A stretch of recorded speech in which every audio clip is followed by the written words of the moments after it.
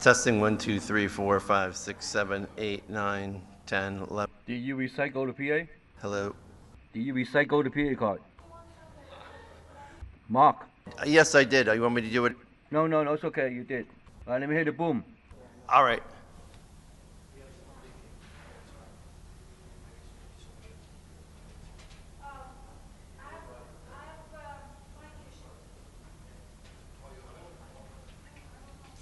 Testing boom mic number 1. Test 1. Okay, boom one's good. Okay.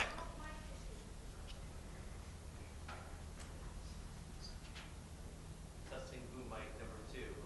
I don't hear number 2. Good. I do not hear number 2. I'll check the battery.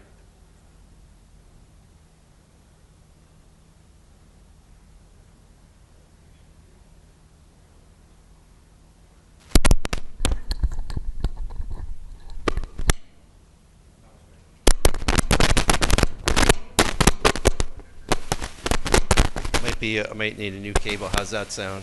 Crackly to me. Do you want me to come down and get a new cable?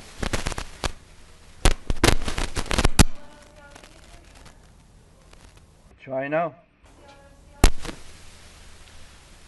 Test 1, 2, 3, 4, 5. Should I come down and get a new cable? You sure it's the cable? Put that mic. Okay, use the other cable. Put this mic on that cable. I'm on.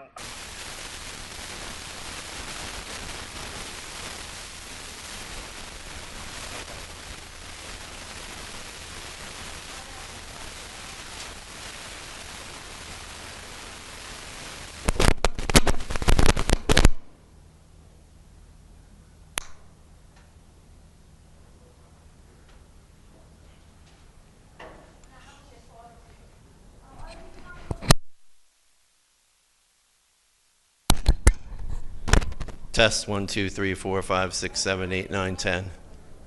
Sounds good. Okay. So it's not. So you think it's the cable? Yeah. I could try it one more time, but I think it's the cable. Try one more time. I have someone bring up the cable for you.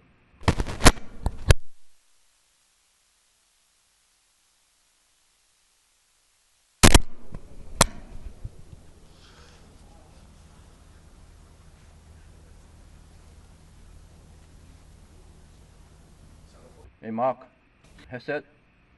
Get on a headset first. Get on a headset first. Okay, I'm here.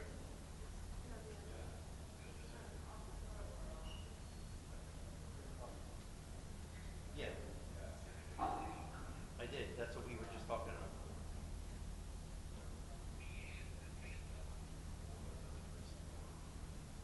Okay, I'll try it again.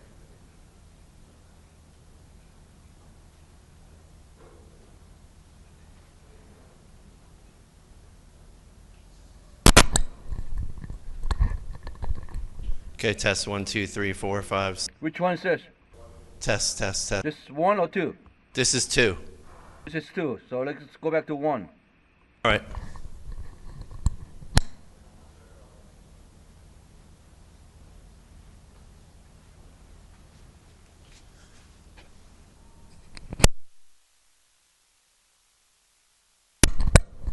Okay, I just plugged in mic number 2 into cable number 1. Leave everything the way it is. Let's try it again. You got me all confused now. Cable 1. Mic number 1. Let me hear the mic number 1. Okay. Don't take off anything. Leave all the mics on.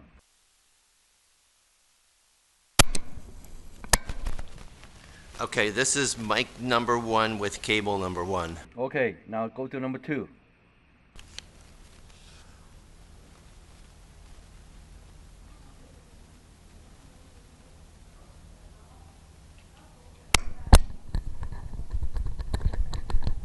All right, this is cable number 2 with mic number 2.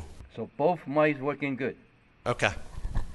So there's nothing wrong with the cable or anything. That's the way you hook it up. All right. Now let me hear the lecture on it one more time. Okay.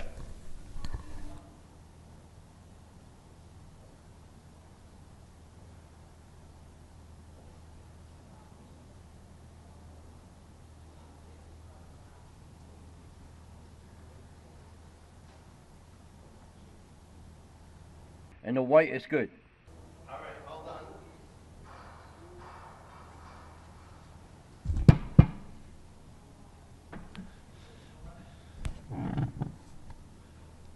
Okay, testing the podium mic. Good morning. Okay, podium's good.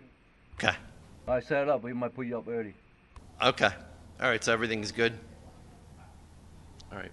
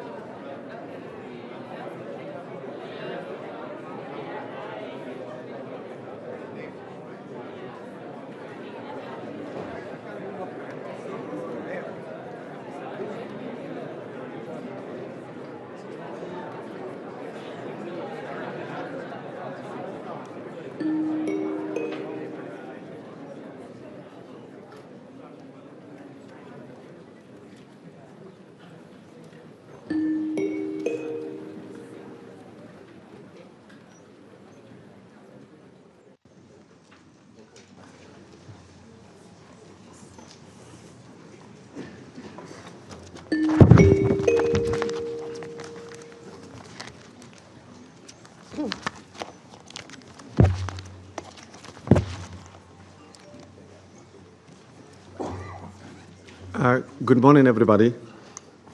The 10,085th meeting of the Security Council is called to an order.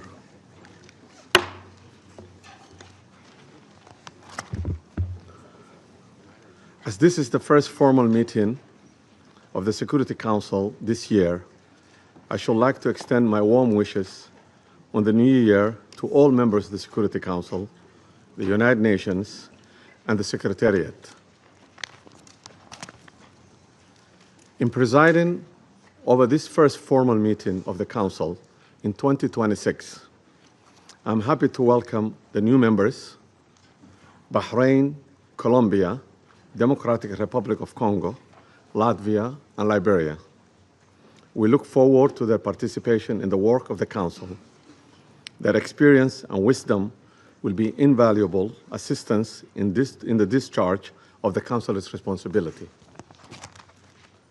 I shall also take this opportunity to express the Council's gratitude to the outgoing members, namely Algeria, Guyana, Republic of Korea, Sierra Leone, and Slovenia, for their important contributions to the work of the Council during their terms.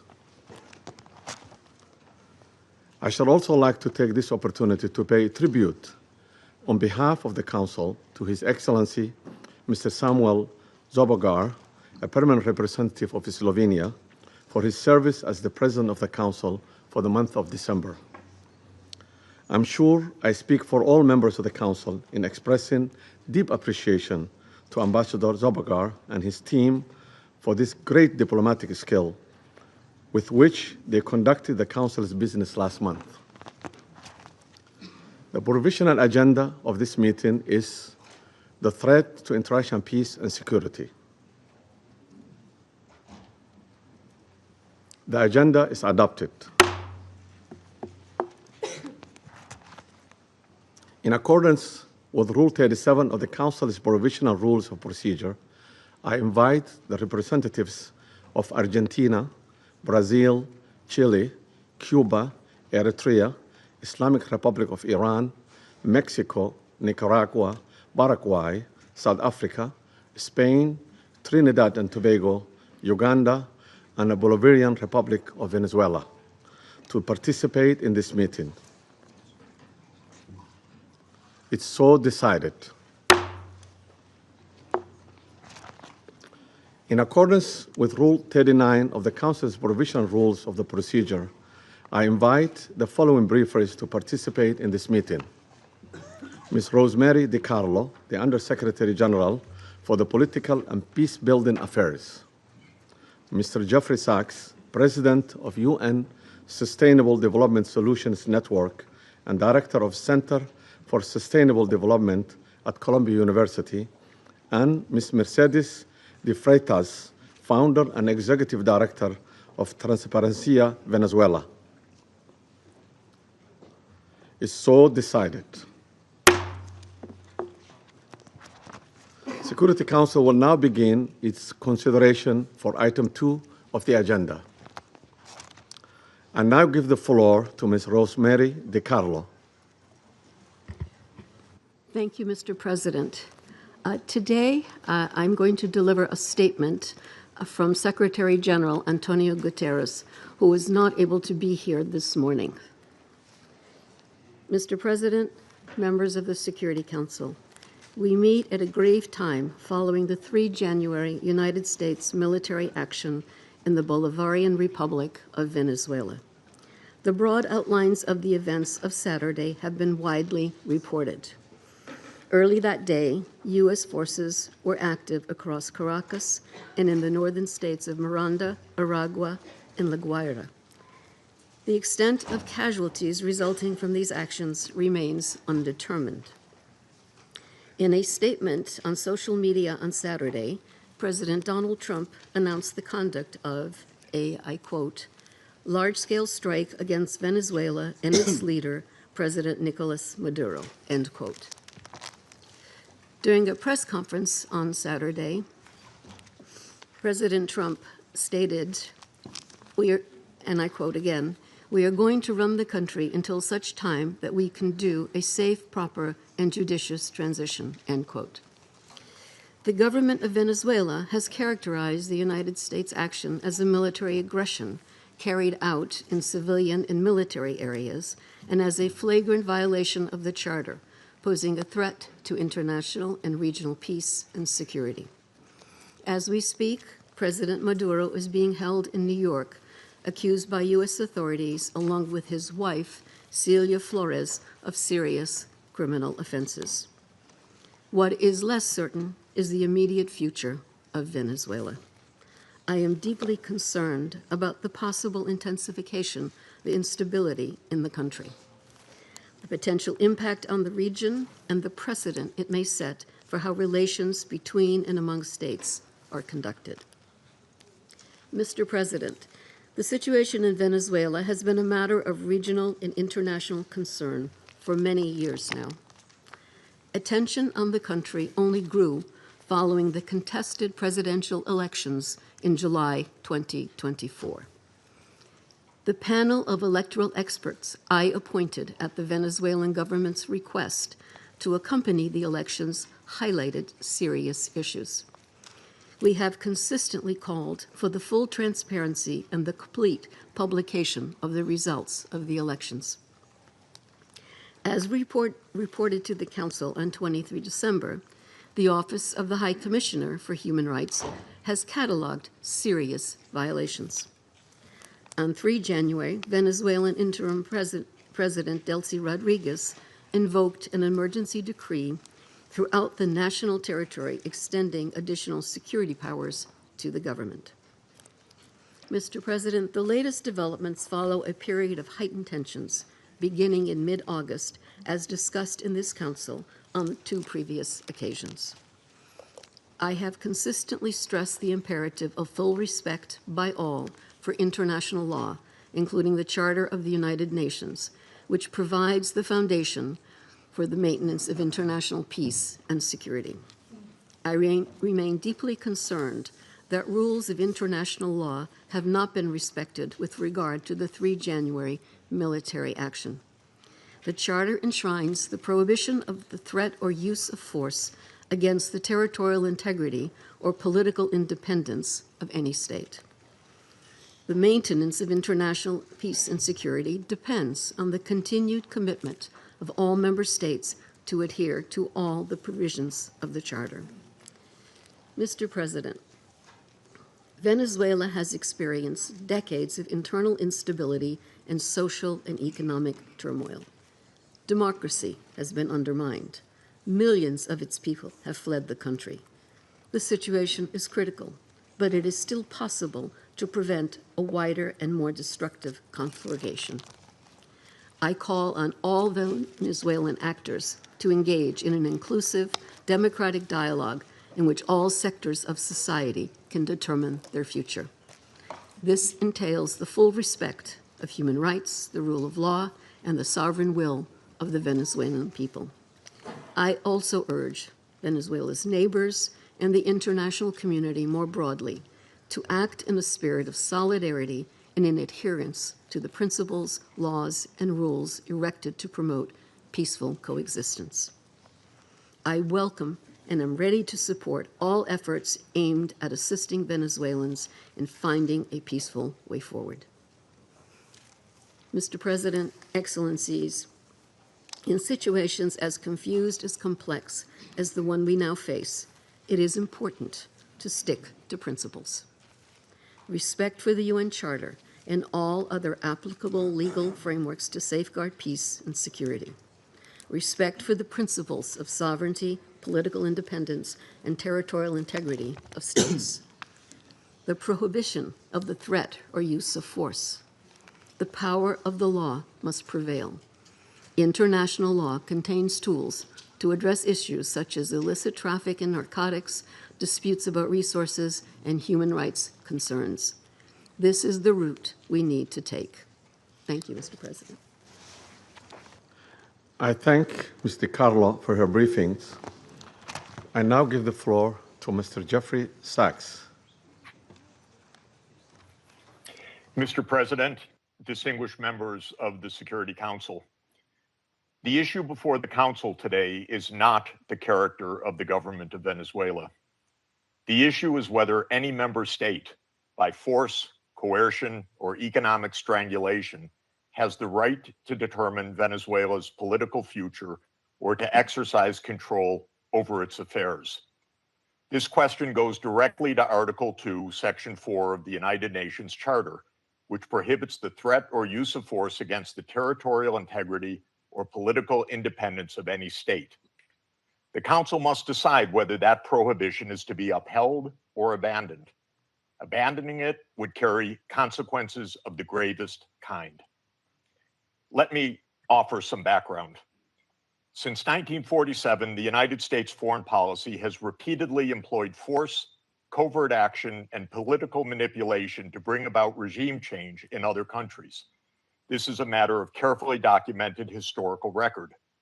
In her book, Covert Regime Change, political scientist Lindsay O'Rourke documents 70 attempted U.S. regime change operations between 1947 and 1989 alone. These practices did not end with the Cold War. Since 1989, major United States regime change operations undertaken without authorization by the Security Council have included, among the most consequential, Iraq 2003, Libya 2011, Syria beginning in 2011, Honduras 2009, Ukraine 2014, and Venezuela from 2002 onward. The methods employed are well established and well documented. They include open warfare, covert intelligence operations, instigation of unrest, support for armed groups, manipulation of mass and social media, bribery of military and civilian officials, targeted assassinations, false flag operations, and economic warfare. These measures are illegal under the UN Charter, and they typically result in ongoing violence, lethal conflict, political instability, and deep suffering of the civilian population. The recent U.S. record with respect to Venezuela is also clear. In April 2002, the U.S. knew of and approved an attempted coup against the government. In the 2010s, the United States funded civil society groups actively engaged in anti-government protests. When the government cracked down on the protests, the U.S. followed with a series of sanctions. In 2015, President Barack Obama declared Venezuela to be, and I quote, an unusual and extraordinary threat to the national security and foreign policy of the United States. In 2017, at a dinner with Latin American leaders on the margin of the UN General Assembly, President Trump openly discussed the option of the U.S. invading Venezuela to overthrow the government. During 2017 to 2020, the United States imposed sweeping sanctions on the state oil company PDVSA. Oil production fell by 75% from 2016 to 2020, and the real GDP per capita declined by 62%. The UN General Assembly has repeatedly voted overwhelmingly against such unilateral coercive measures. Under international law, only the Security Council has the authority to impose such measures.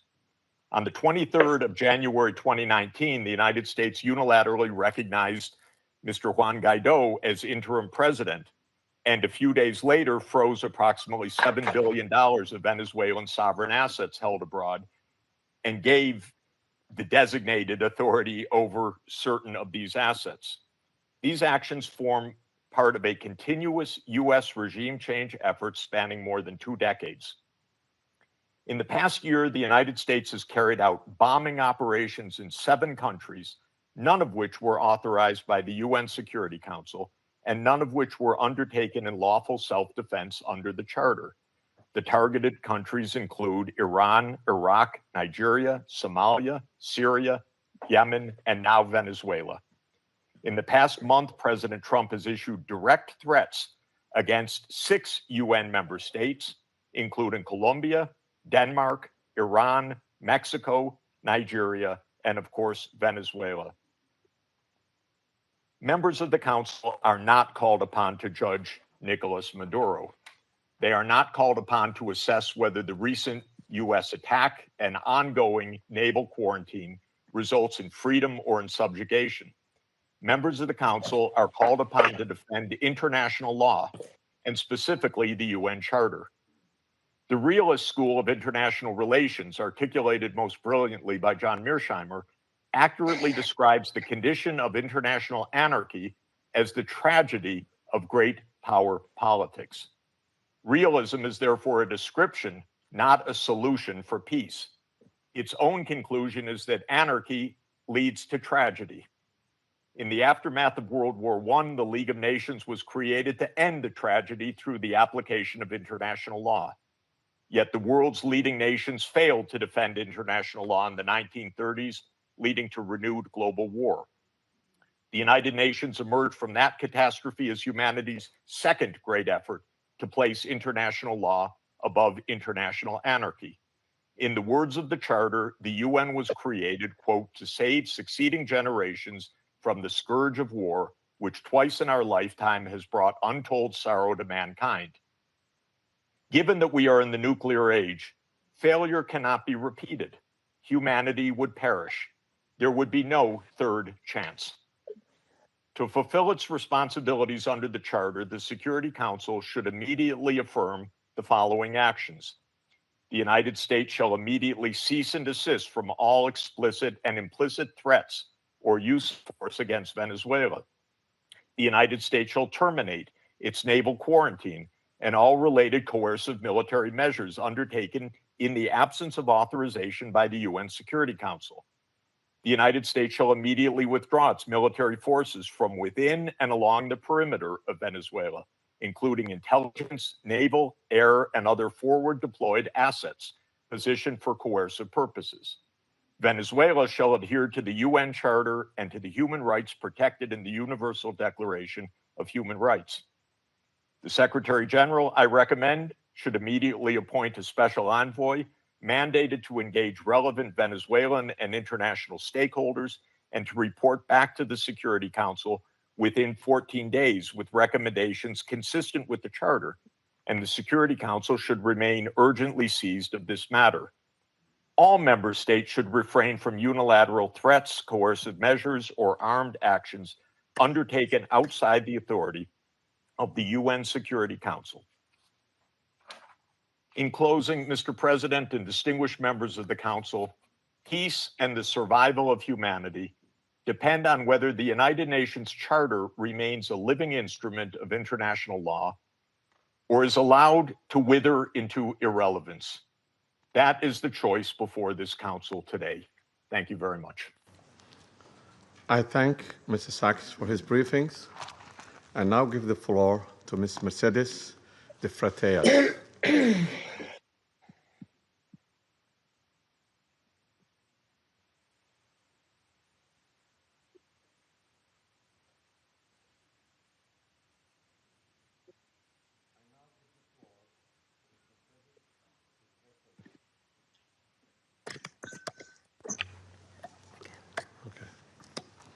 My apology. I now give the floor to Ms. Mercedes de Frateas. Good morning. I speak in Spanish.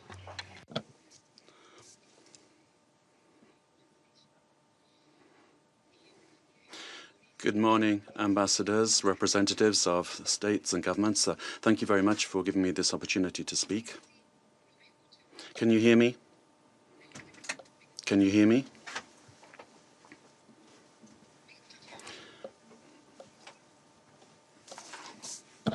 Good morning. I speak in Spanish. Buenos días, señor. Good morning, ambassadors, representatives of heads of state and government. Thank you to enable me to tell you something about Transparency Venezuela, the work that we have been doing.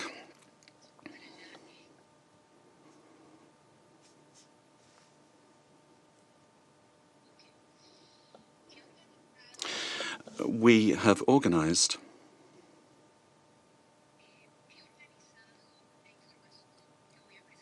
I've organized some information I'm going to put forward to you in 5 points.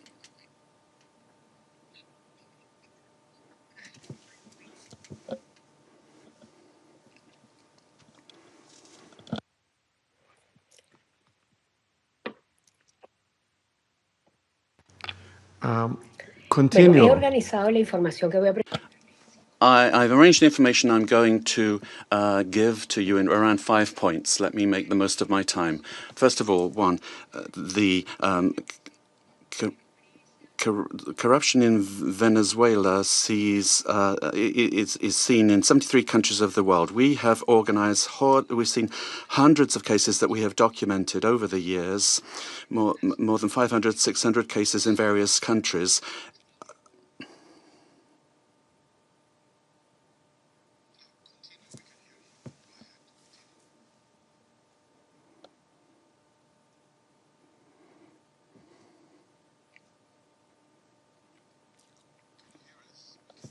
Can you hear us? Solo en los sistemas de justicia.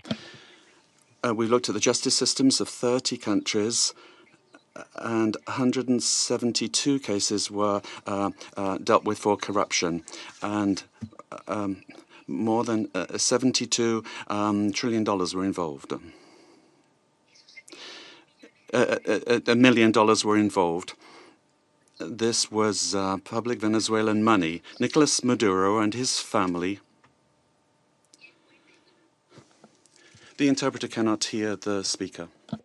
Ha sido el instrumento central, involucrada directa e indirectamente en el. It was a system that was involved in 90% of the corruption cases. Point number 2. The national criminal organizations. The interpreter cannot hear the speech to provide sufficient interpretation. I apologize. Soportar, impulsar, proteger y dirigir las operaciones ilícitas. Las economías ilícitas de oro, extorsión y trata de personas alcanzaron en 2024 $8.000 billones. Can you hear us? Ms. Freitas? De la producción de oro, ¿sí?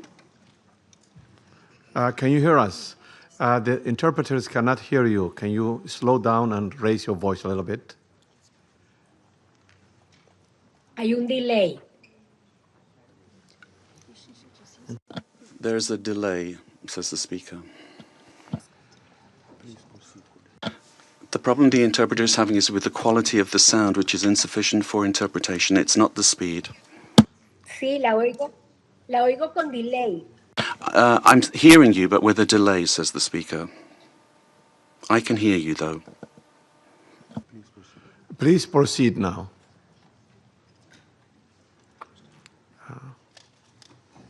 Okay, perfecto. Very well.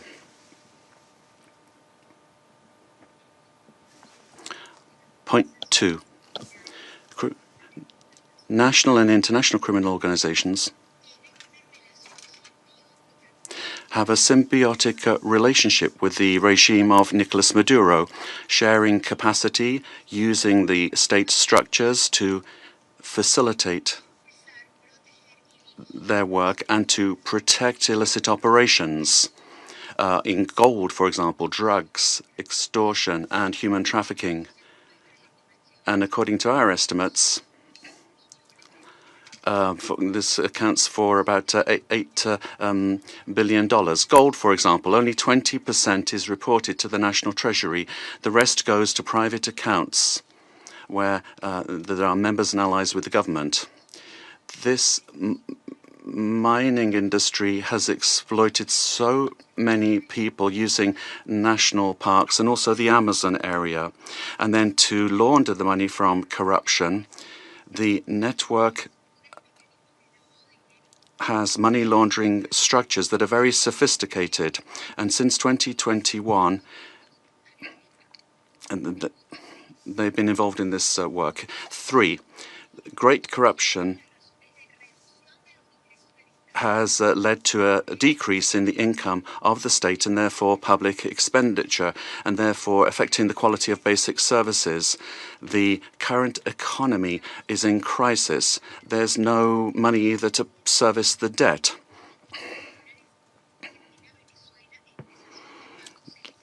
And Venezuela has been in technical default since 2017. We owe more than $15 million. 4, Venezuelans have had to learn to live with just a few hours of electricity per day in very many parts of the country. and we've learnt to protect ourselves from daily extortion from the armed Colombian groups or the organized crime groups, but also elements of the state. So many families only have one meal per day below the calories that they need, affecting their nutrition, which is getting worse day by day. Humanitarian programs are not sufficient.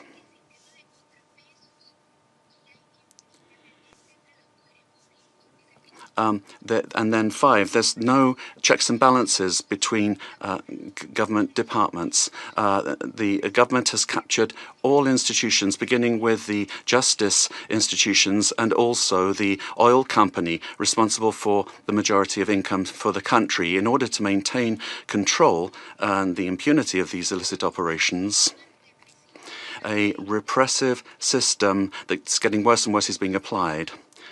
And to date, there are more than 1,000 political prisoners. At the end of the year, 26 people died during torture or because a lack of medical care. United Nations has documented many of these cases. We need a transparent state that is accountable, that will guarantee the rule of law and human rights, that will protect public goods for everyone without privilege, a system that's autonomous and independent. We need investment in building capacity that will enable us to have a dignified life. We must respect the will of the Venezuelan people to live in peace and democracy. And finally, a request to you. Freedom for all political prisoners in the country. Thank you very much. I thank to Ms. Freitas for her briefing. I now give the floor to those council members who wish to make statements. I give the floor to the representative of Colombia. Mr. President, Colombia would like to thank Somalia in your quality as President of the Security Council for having quickly responded to our request to convene this emergency meeting, as well as thanking China and Russia for their support for holding of this meeting. And we wish you, Mr. President, a successful month managing the work of the Council at a particularly delicate time for international peace and security. I'd also like to thank Undersecretary General for Political Affairs and Peace Building of the United Nations and the invited briefers. We thank them all for their briefings. This is the first time Colombia is taking the floor in the Security Council as a non-permanent member for the period 2026-2027. Colombia is taking on this responsibility with a deep sense of duty, and we are going to do this from the first day, defending international law and the purposes and principles enshrined in the United Nations Charter. International peace and security, the peaceful settlement of disputes, the prohibition of the use of force, sovereign equality, respect for the territorial integrity and political independence of all states. Colombia condemns categorically the events that occurred in the early morning of the 3rd of January in Venezuela, where we saw multiple explosions and air activity over Caracas and other areas of the country as part of a military attack carried out by the United States, which included bombings of civilian and military infrastructure, creating panic amongst the population. All of this represents clear violations of the sovereignty, political independence, and the territorial integrity of Venezuela.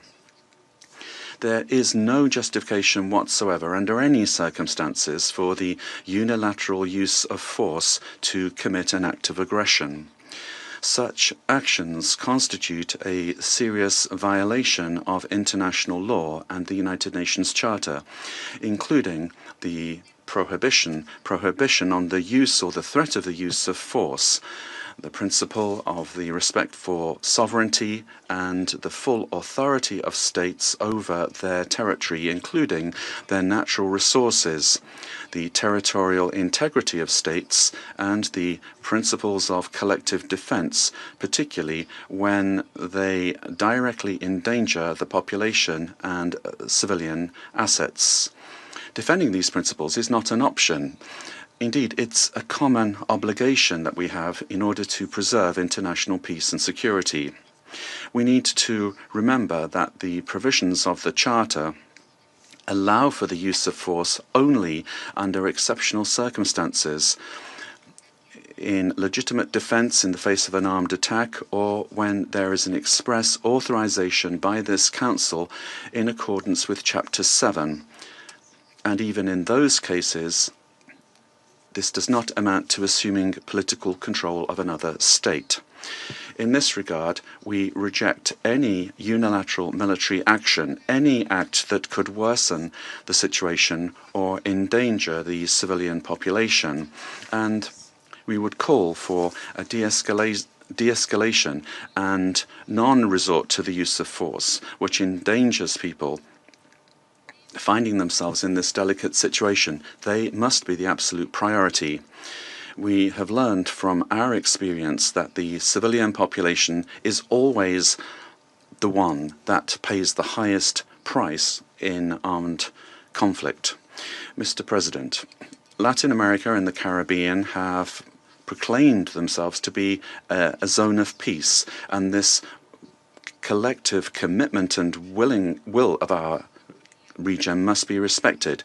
Unilateral action that is contrary to international law endangers regional stability, increases insecurity, and worsens the already complex conditions being faced by the civilian population, with devastating effects that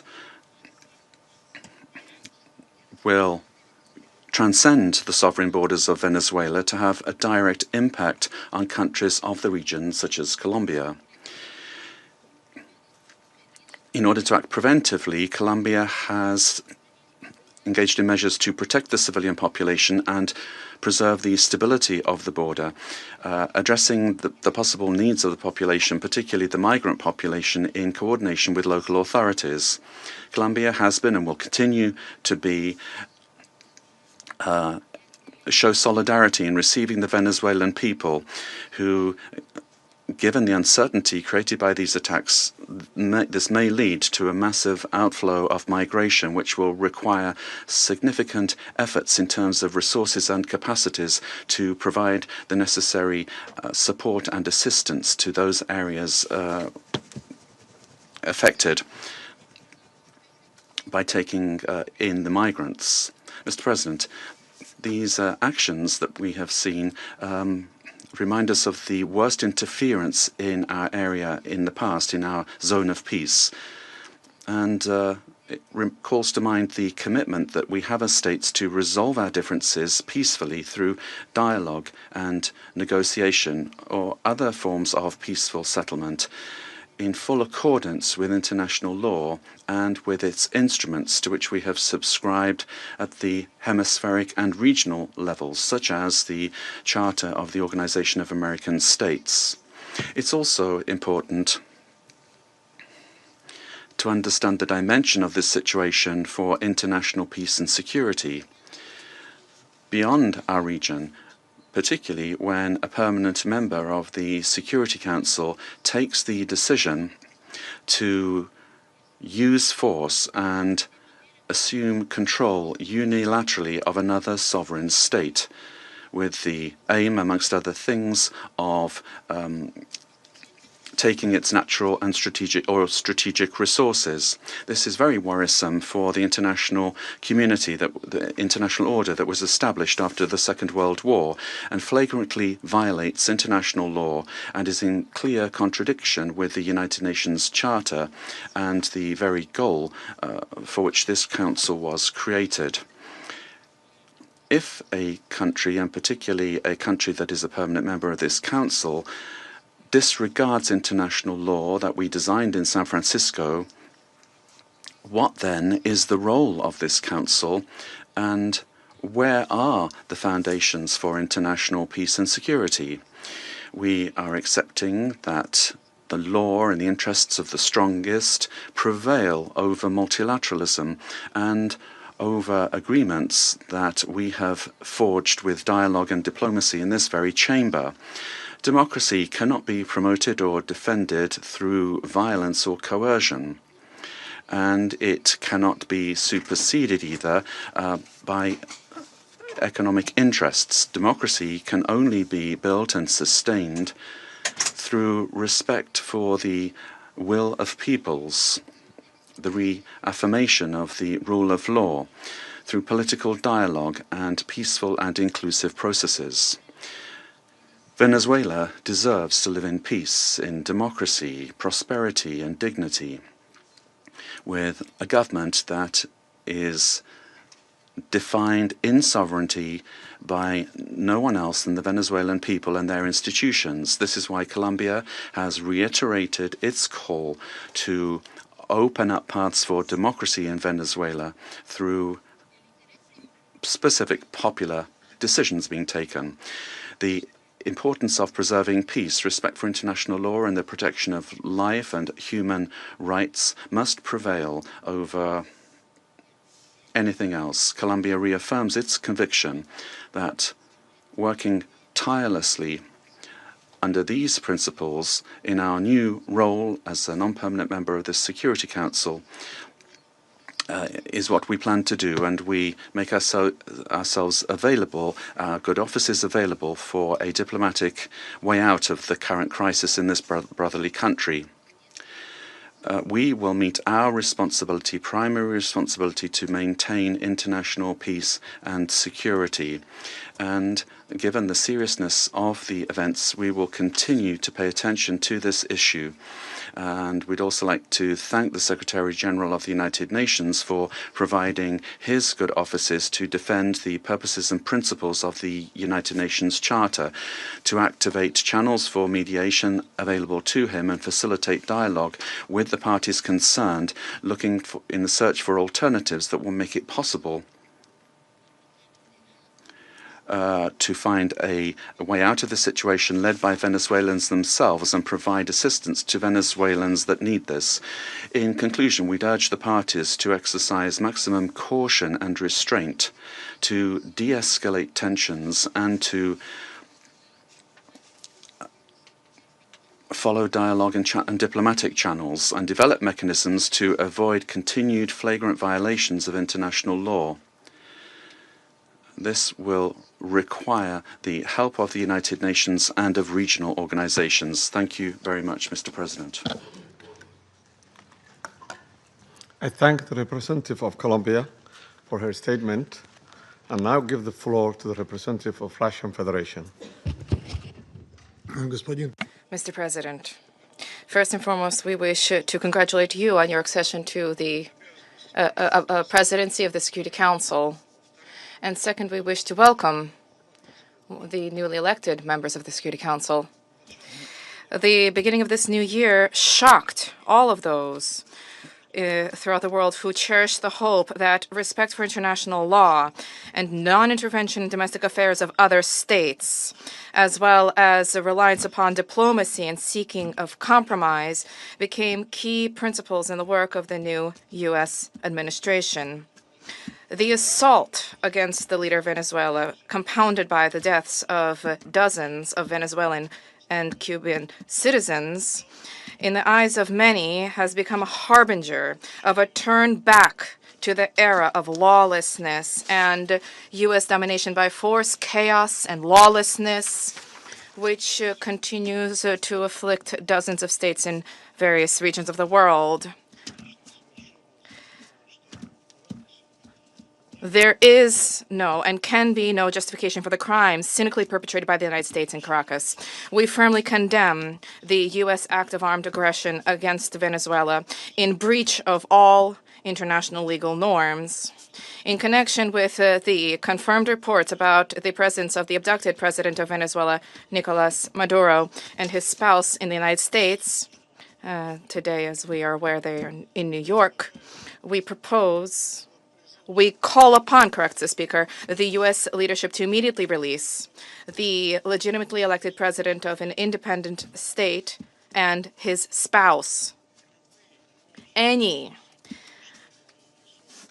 problems existing or conflict between the United States and Venezuela need to be resolved through dialogue. And this is precisely what is enshrined in the UN Charter, the purposes and the principles of which a number of states in recent years have begun to apply selectively, depending upon the political landscape.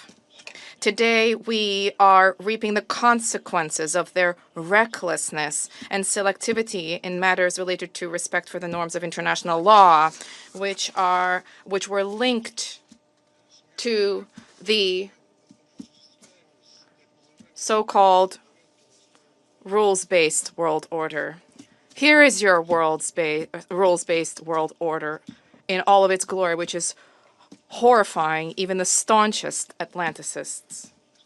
Mr. President, we extend our firm solidarity with the people of Venezuela in the face of the external aggression. We firmly support and completely support the policy of the Bolivarian government, which is geared towards protection of their national interests and the sovereignty of the country. Washington's aggressive acts have already been condemned by many states and multilateral associations, including the Non-Aligned Movement, the African Union, as well as a group of friends in defense of the Charter of the United Nations. We hope that the international banditry will immediately be met with objective and comprehensive assessment at the international legal level with United Nations, universal mechanisms, and other multilateral formats being brought to bear.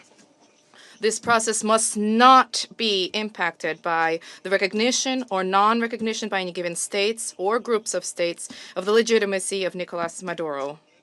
For this reason, unintelligible murmurings and attempts to avoid principled assessments by those who, in other circumstances, froth at the mouth and demand that others respect the UN Charter, today seem particularly hypocritical and unseemly. We hope you will recognize this, and we hope that you will abandon double standards and that you will not attempt to justify such an egregious act of aggression due to a fear of angering the American global gendarme, which is attempting to once again rear its head.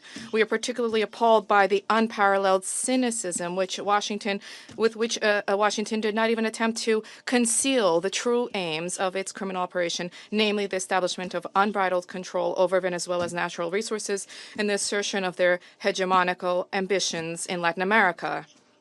In this way, Washington is generating fresh momentum for neocolonialism and for imperialism, which were repeatedly, decisively condemned and repudiated by the peoples of this region and by the global South as a whole. Distinguished colleagues, under these circumstances, it is exceedingly important for the entire international community to unite and to definitively reject the methods and tools of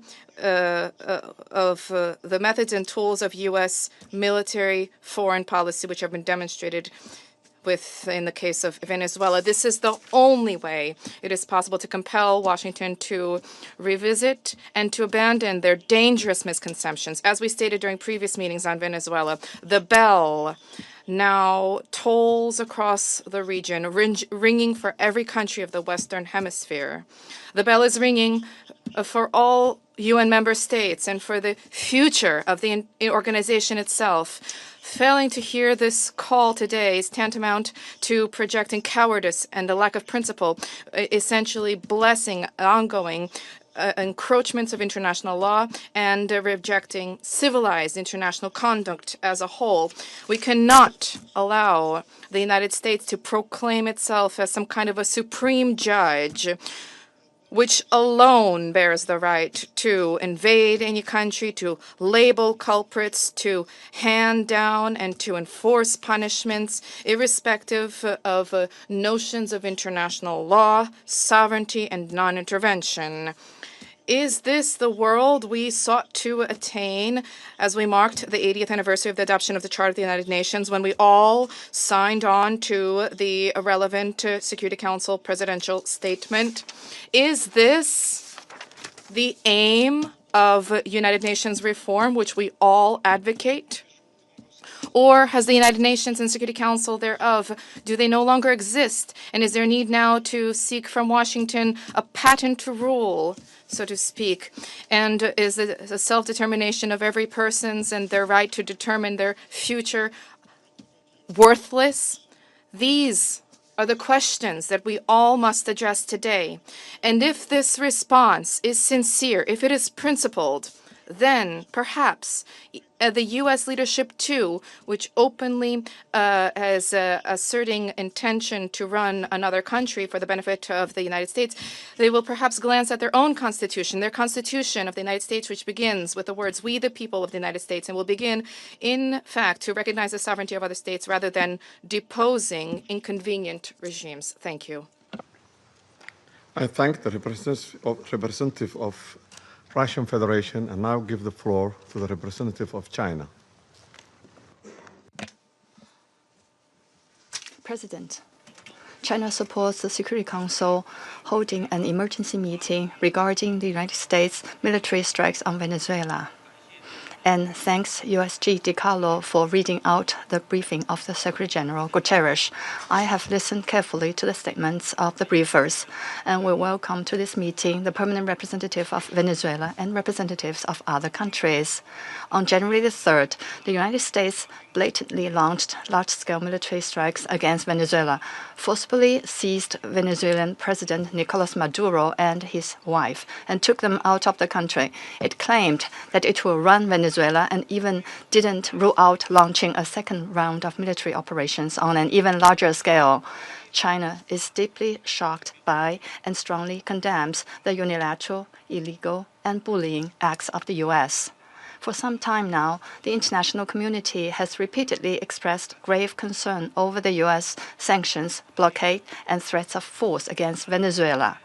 The Council convened 2 emergency meetings, during which Secretary General Guterres, many Council members, and countries in the region and beyond unanimously called for abiding by the UN Charter and the international law, maintaining calm and restraint, resolving disputes peacefully, de-escalating tensions, and safeguarding regional stability. However, as a permanent member of the Council, the U.S. has disregarded the grave concerns of the international community, wantonly trampled upon Venezuela's sovereignty, security, and legitimate rights and interests, and seriously violated the principles of sovereign equality, non-interference in internal affairs, peaceful settlement of international disputes, and the prohibition of the use of force in international relations.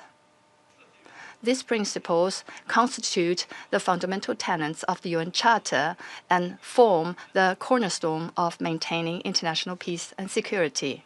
The U.S. has placed its own power above multilateralism and military action above diplomatic efforts, posing a grave threat to peace and security in Latin America and the Caribbean, and indeed internationally.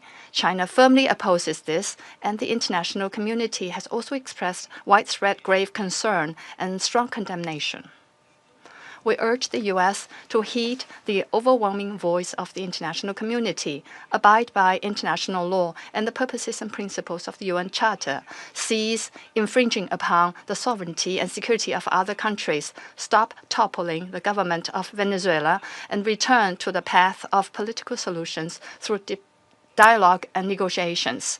We call on the U.S. to ensure the personal safety of President Maduro and his wife and to release them at once. We support the Council in fulfilling its primary responsibility to maintain international peace and security, and we support all efforts by the UN Secretary General, regional countries, and organizations that contribute to promoting dialogue and de-escalating the situation. President, the lessons of history are a stark warning. Military means are not the solution to problems, and the indiscriminate use of force will only lead to greater crisis. The U.S. bypassed the Council to launch military operations against Iraq, blatantly attacked Iran's nuclear facilities, and imposed economic sanctions, military strikes, and even armed occupations on multiple countries in Latin America and the Caribbean. These actions have caused persistent conflict, instability, and immense suffering for the ordinary people. Did these actions bring peace and stability? Did they bring development and prosperity? The international community sees this clearly. Venezuela is an independent sovereign state with every right to defend its sovereignty and national dignity. Countries in Latin America and the Caribbean are important forces in maintaining world peace and stability and promoting global development and prosperity, and they have every right to independently choose their development paths and partners. No country can act as the world's police, nor can any state presume to be the international judge. China firmly supports the government and people of Venezuela in safeguarding their sovereignty, security, and legitimate rights and interests. We firmly support the regional countries in upholding the status of Latin America and the Caribbean as a zone of peace. We demand that the United States change its course, cease its bullying and coercive practices, and develop relations and cooperation with regional countries on the basis of mutual respect, equality, and non-interference in international affairs. China stands ready to work with the regional countries and the international community to strengthen solidarity and cooperation, uphold fairness and justice, and jointly safeguard peace and stability in Latin America and the Caribbean. I thank you, President. I thank the representative of China for the statement, and now give the floor to the representative of Liberia. Thank you, Mr. President. I have the honor to deliver this statement on behalf of the A3 members, namely the Democratic Republic of Congo, Somalia, and my own country, Liberia. We thank the presidency for promptly convening this important meeting. We congratulate Somalia on assuming the presidency of the Security Council this month and warmly welcome all new members. The A3 appreciates USG DiCarlo's comprehensive briefing and listened carefully to the remarks offered by civil society representatives. We also welcome the representative of Venezuela and the representatives of the region to this meeting. Mr. President, the A3 aligns itself with the recent communique of the African Union on the situation in the Bolivarian Republic of Venezuela and continues to monitor developments there with deep concerns. In particular, we note reports regarding the detention of President Nicolas Maduro and his wife and incidents involving Venezuelan institutions. Such developments present serious challenges not only to Venezuela's internal stability, but also underscore the imperative to safeguard the broader peace and security of the region. The A3 remains steadfast in its commitment to the fundamental principles of international law, including the full respect for the sovereignty and territorial integrity of states as enshrined in the Charter of the United Nations in the interest of regional stability and international peace. We believe These are essential foundations for international cooperation and peaceful coexistence.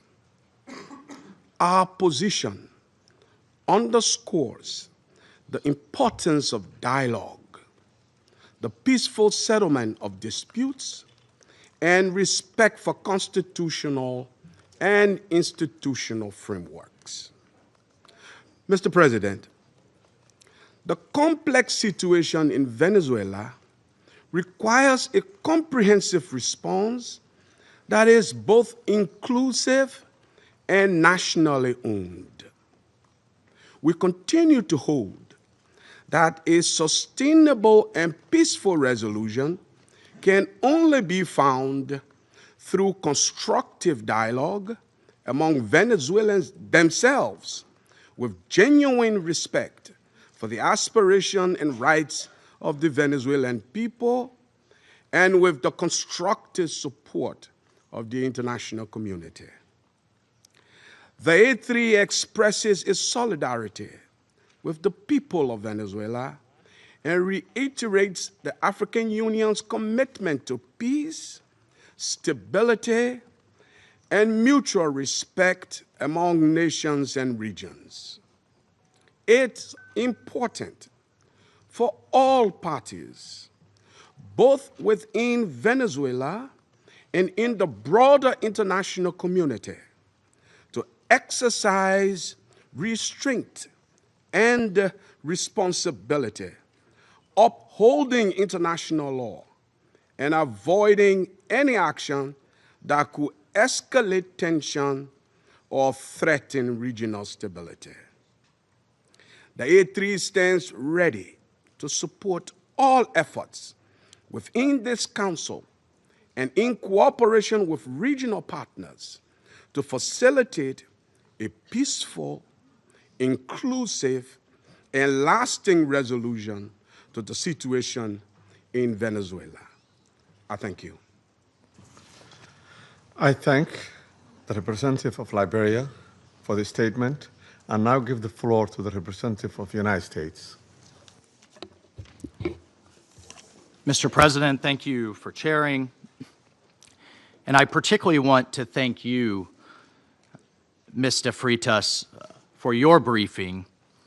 And I'll point out that Mr. Freitas is in exile, having fled the regime. Thank you for your courage, and thank you for shedding a light on the true atrocities of the illegitimate Maduro regime. This past weekend, colleagues, the United States successfully carried out a surgical law enforcement operation facilitated by the U.S. military against two indicted fugitives of American justice, narco-terrorist Nicolas Maduro and Celia Flores.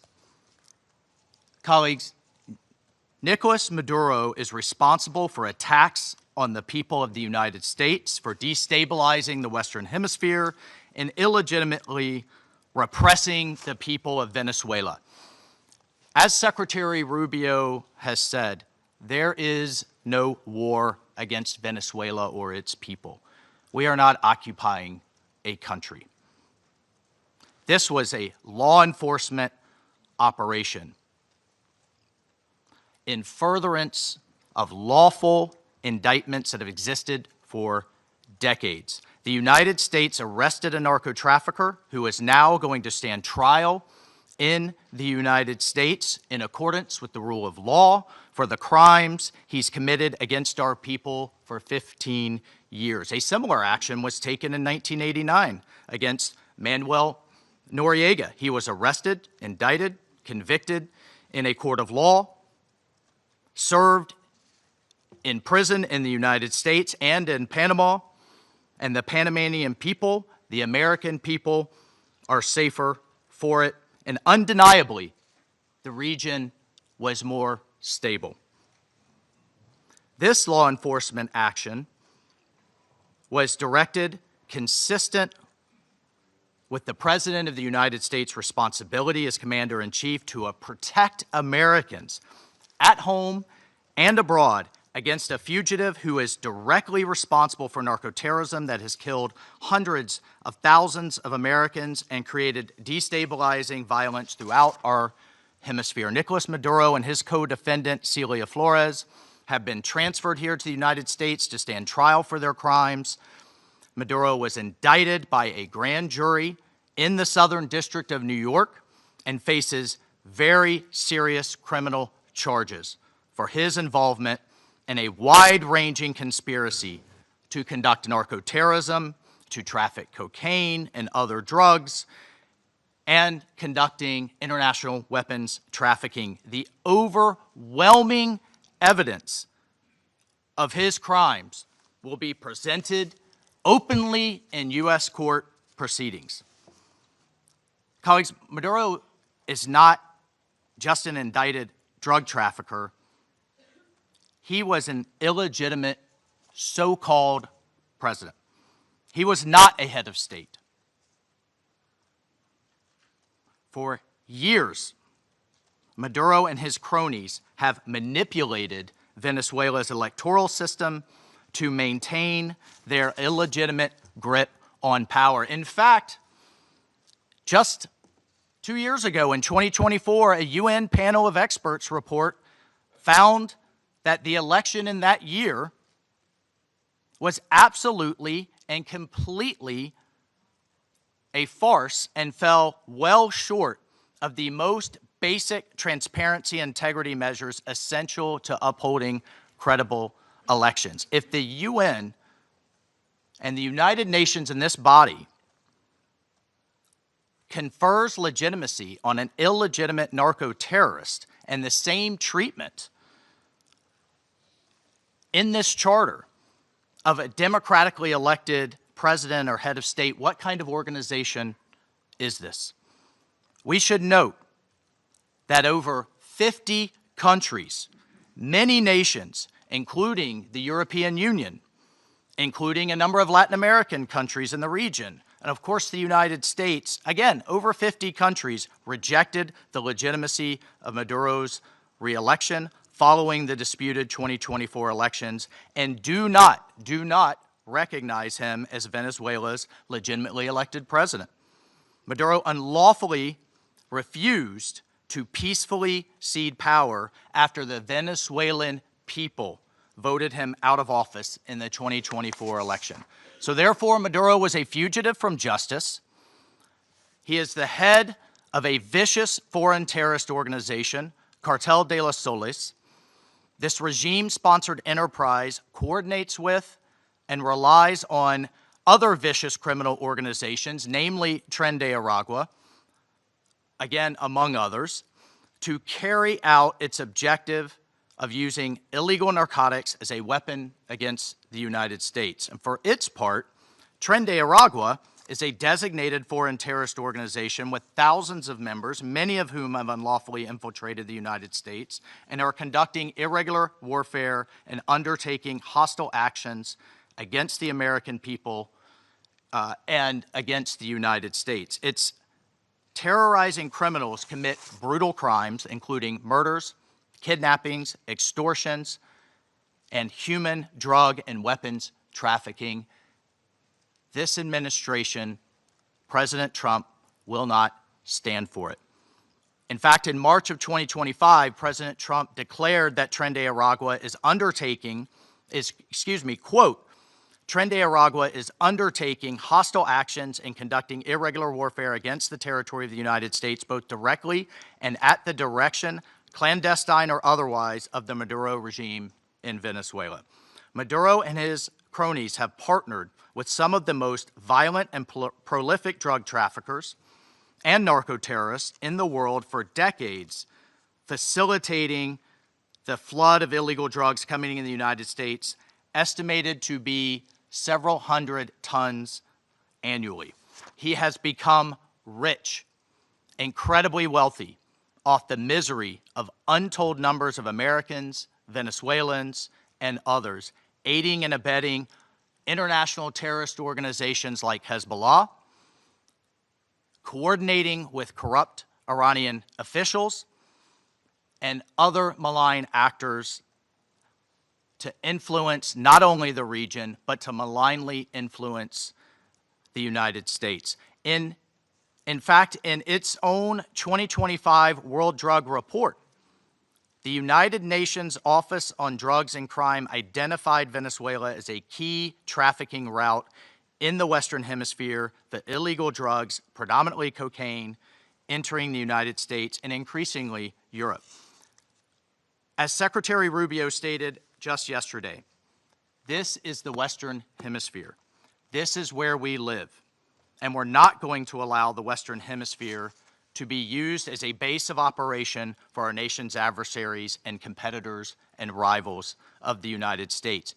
You can't turn Venezuela into the operating hub for Iran, for Hezbollah, for gangs, for Cuban intelligence agents, and other malign actors that control that country. You cannot continue to have the largest energy reserves in the world under the control of adversaries of the United States, under the control of illegitimate leaders, and not benefiting the people of Venezuela, and stolen by a handful of oligarchs inside of Venezuela.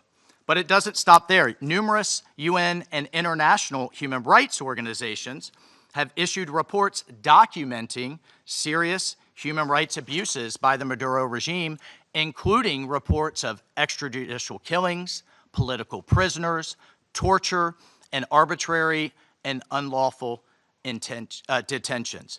In fact, over 8 million Venezuelans have fled the country, destabilizing their neighbors in the region and creating the world's largest refugee crisis. Members of this council, colleagues, the United States wants a better future for Venezuela. We believe a better future for the people of Venezuela and for the people of the region and the world is stabilizing the region and making the neighborhood that we live in a much better and safer place. And this is why millions of Venezuelans that have fled this brutal regime are celebrating and cheering around the world as this body pontificates, including those celebrating are including in my home state of Florida, where hundreds of thousands of Venezuelans have fled this regime's brutality. I want to reiterate, President Trump gave diplomacy a chance. He offered Maduro multiple off-ramps. He tried to de-escalate. Maduro refused to take them. President Trump made it clear that the narco-terrorism must stop, and yet it continued. The United States will not waver in our actions to protect Americans from the scourge of narco-terrorism and seeks peace, liberty, and justice for the great people of Venezuela. I thank you, Mr. President. I thank the representative of the United States and now give the floor to the representative of Panama. Gracias, señor.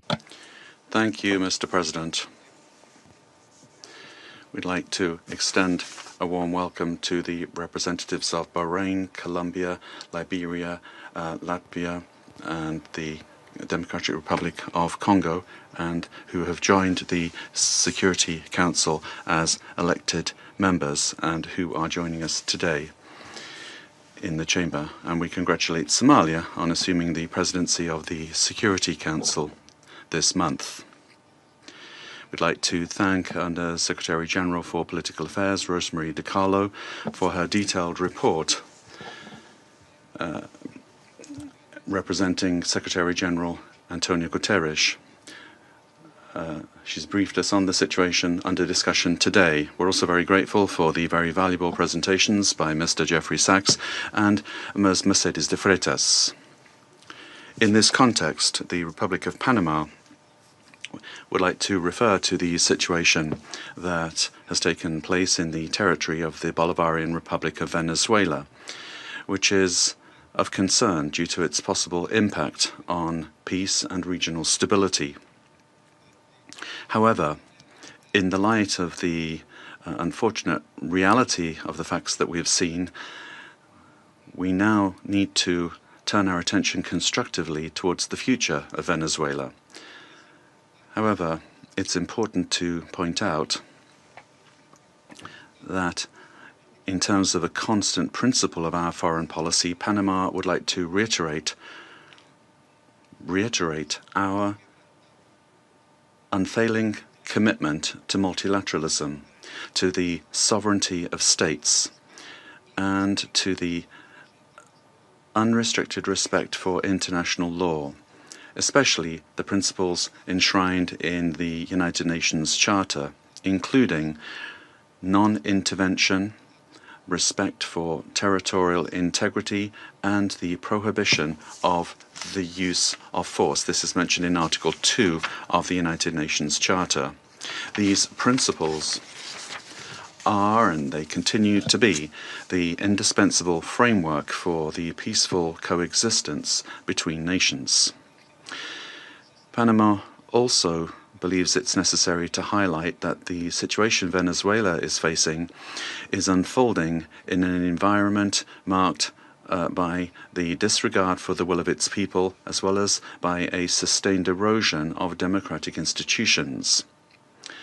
In this regard, Panama reiterates that it does not and will not recognize the authoritarian and illegitimate regime that has held Venezuelan men and women hostage, plunged them into one of the gravest political, social, humanitarian, and security crises in our region.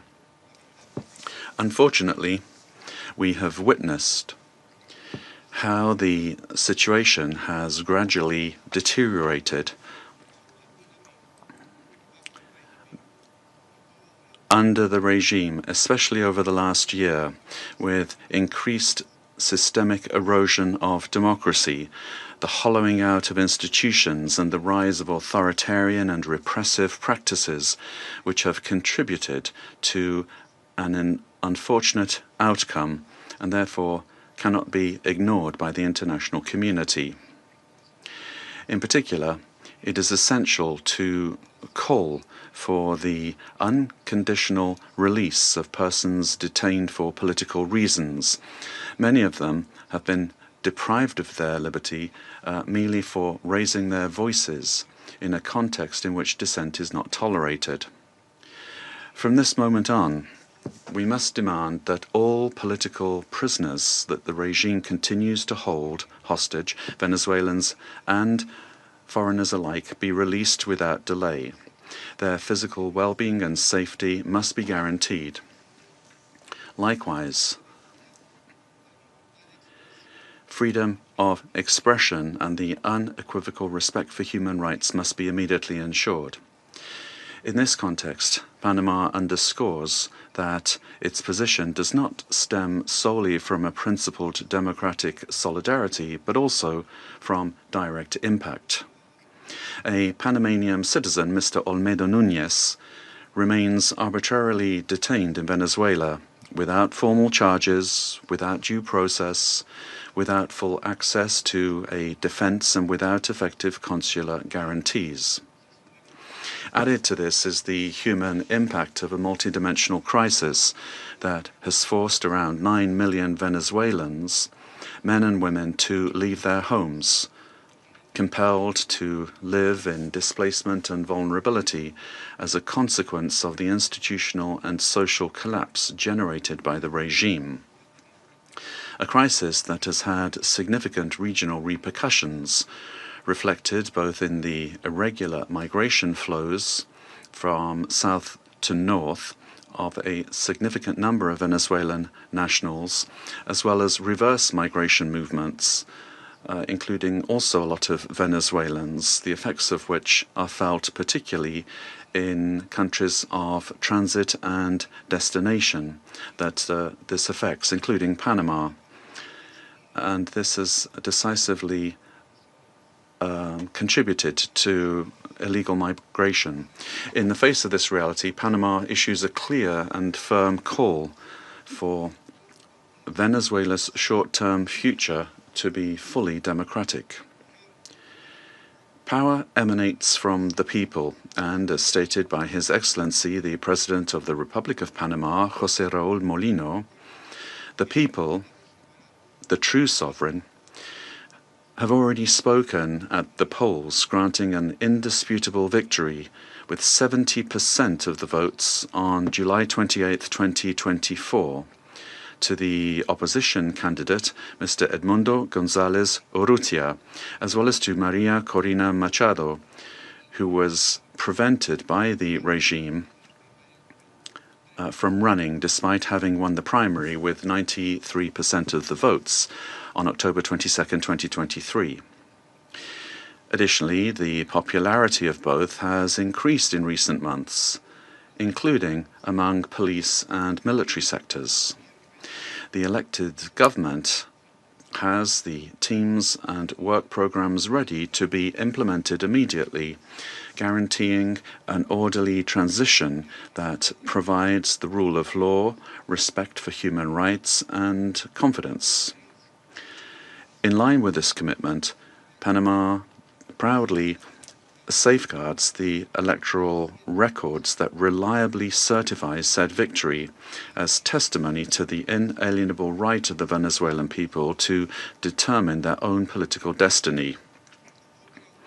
Recognizing any authority other than that of the elected president would amount to legitimizing electoral fraud, normalizing authoritarianism and undermining the universal principle of free elections as the source of legitimacy. Likewise, any attempt to establish a permanent government headed by figures from the repressive apparatus, such as Delcy Rodriguez, would constitute continuity of the system and not a genuine transition. Any political solution must be peaceful, it must be democratic, and led by the Venezuelans, with the responsible assistance of the international community, including the United Nations and regional mechanisms such as the Organization of American States. Panama does not wish and would like to avoid a scenario in which Venezuela's reality simply evolves into a change from one crisis to another, one crisis replacing another. There can be no genuine transition with Madurismo if it remains, or if we have the same power structures preserved under new names. Any arrangement that keeps figures associated with the repressive apparatus at the center of governance would, in practice, constitute continuity of the system and not a real transition. Comparative experience shows that merely nominal transitions tend to prolong conflicts, intensify migratory flows, and perpetuate regional instability to the detriment of international peace and security. Panama will always stand in solidarity with an orderly and democratic transition process, anchored in the popular will already expressed at the polls on July 28, 2024, aimed at restoring democratic institutions through an interim period strictly limited in time, the sole purpose of which is to create the conditions necessary for the effective exercise of the Venezuelan people's right to self-determination. As a country that recovered its democracy and sovereignty, Panama can state clearly that there can be no peace without legitimacy, nor legitimacy without democracy, and that every democracy is ultimately based on respect for the popular will. Mr. President, Panama, due to our commitment to multilateralism and international law, in its capacity as member of the Security Council, will continue to contribute responsibly to collective efforts aimed at preserving peace, strengthening democracy, and supporting legitimate and sustainable solutions anchored in the sovereign will of peoples and respect for international law. Thank you very much. I thank the representative of Panama for the statement and now give the floor to the representative of Latvia. Thank you, Mr. President. At the outset, I would like to congratulate Somalia on assuming the presidency of the United Nations Security Council in January, and wish you all success. Latvia takes its seat on the Council with a profound sense of honor and responsibility for this role. And let me thank Under-Secretary General Rosemarie DiCarlo for today's briefing on behalf of the Secretary General, and I thank the invited briefers.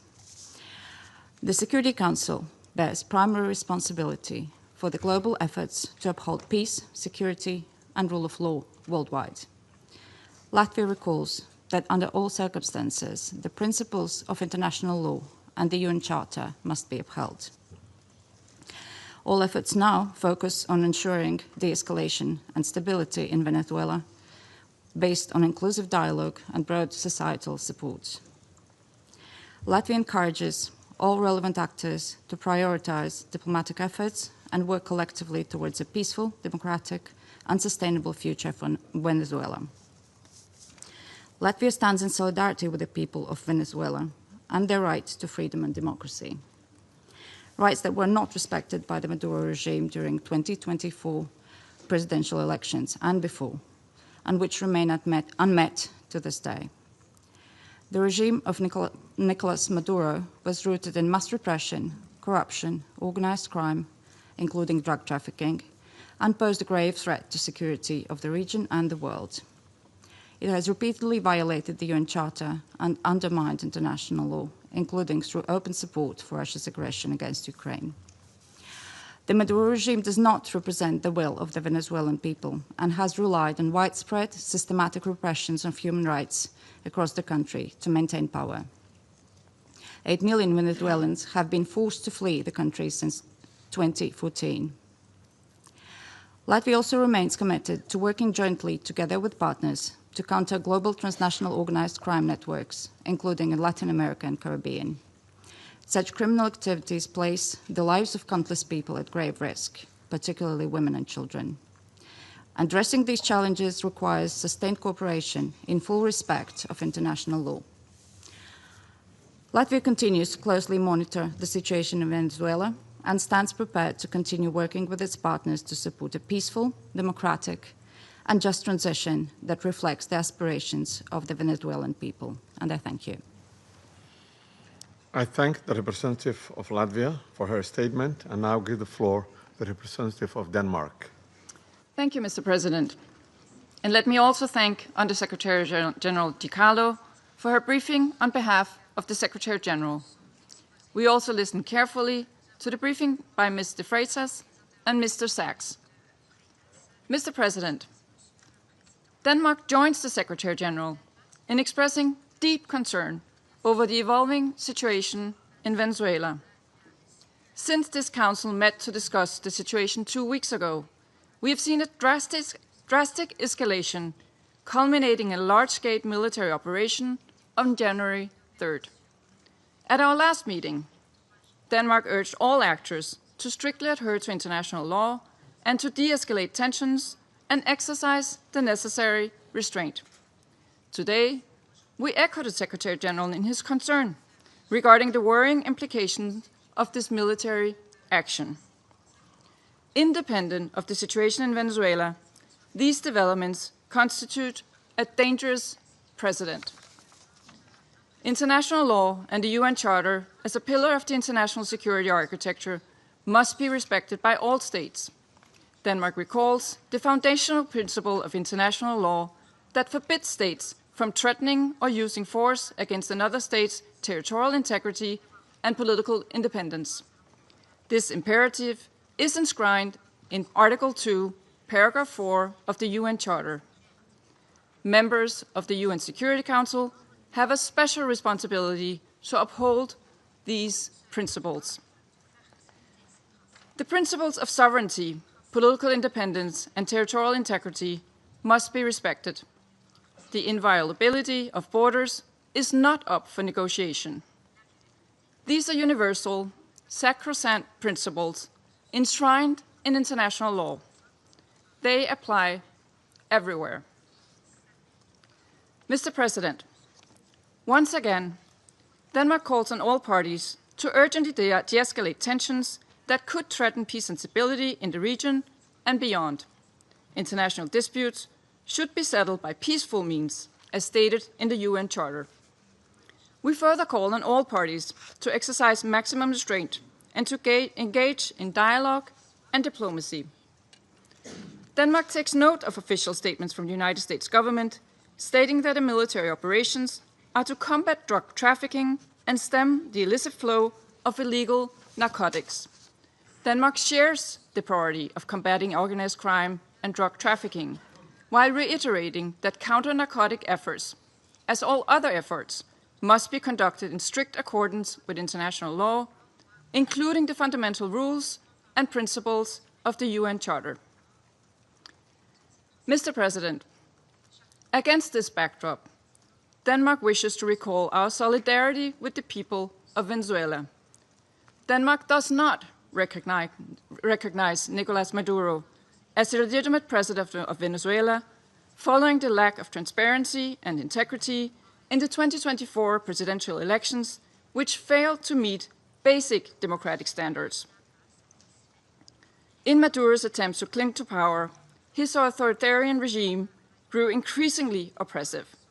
His regime bears responsibility for widespread and systematic violations of human rights against his fellow citizens, and he should be held accountable. The victims of the Maduro regime's alleged crimes against humanity have to be heard. The Venezuelan people have a right to democracy and self-determination exercised through peaceful, inclusive, and credible democratic processes, free from fear of political persecution, intimidation, or repression, and external political interference. This includes the rights of Venezuelans alone to determine their political, economic, and social future without coercion, pressure, or manipulation by external actors. No state should seek to influence political outcomes in Venezuela through the use or threat of force or through other means inconsistent with international law. Venezuela's future can be decided only by the Venezuelans. We call on all parties and stakeholders to come together for a negotiated and peaceful transition to democratic rule in a process led by and owned by Venezuelans. At this critical and uncertain time, it is imperative that all parties fully respect human rights and international law. Denmark remains committed to supporting Venezuela and the aspirations of its people on its path to lasting political stability. I thank you.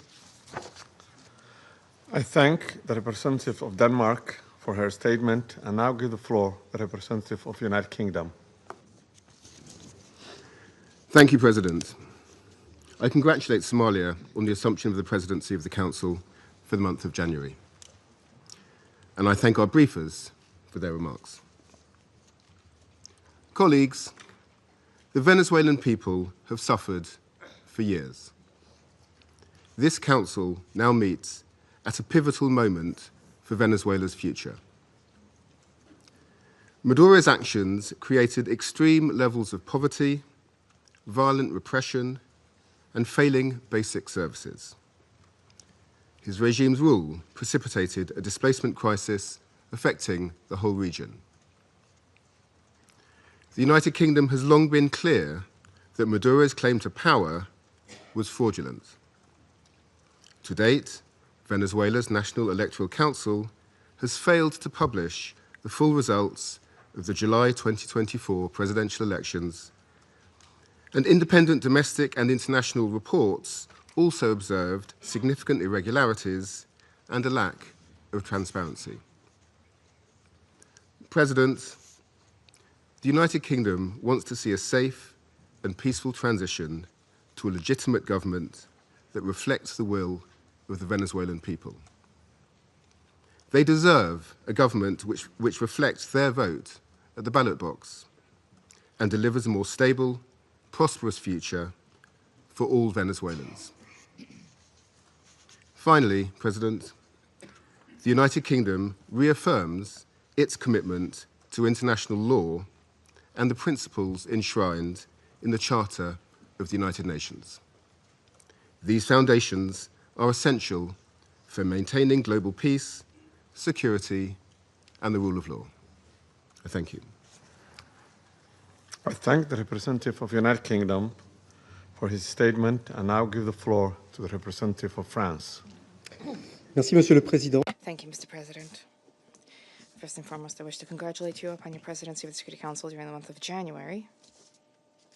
I also wish to thank Madam Rosemary DiCarlo for having conveyed to us the information from the Secretary General of the United Nations on the recent developments which have taken place in Venezuela. Mr. President, France has continued to stand in solidarity with the Venezuelan people as they face the crisis that has been plaguing them for far too many years. Specifically, and in particular, since the summer of 2024, on the 20th of July, 2024, the Venezuelan people exercised their right to vote peacefully in order to shape the future of their country. Their right to choose their leaders, nonetheless, has been stripped away from the people by Nicolas Maduro. Must you recall the facts? The electoral process has been was marred by numerous irregularities, and the final counting of votes was marred by a flagrant lack of transparency.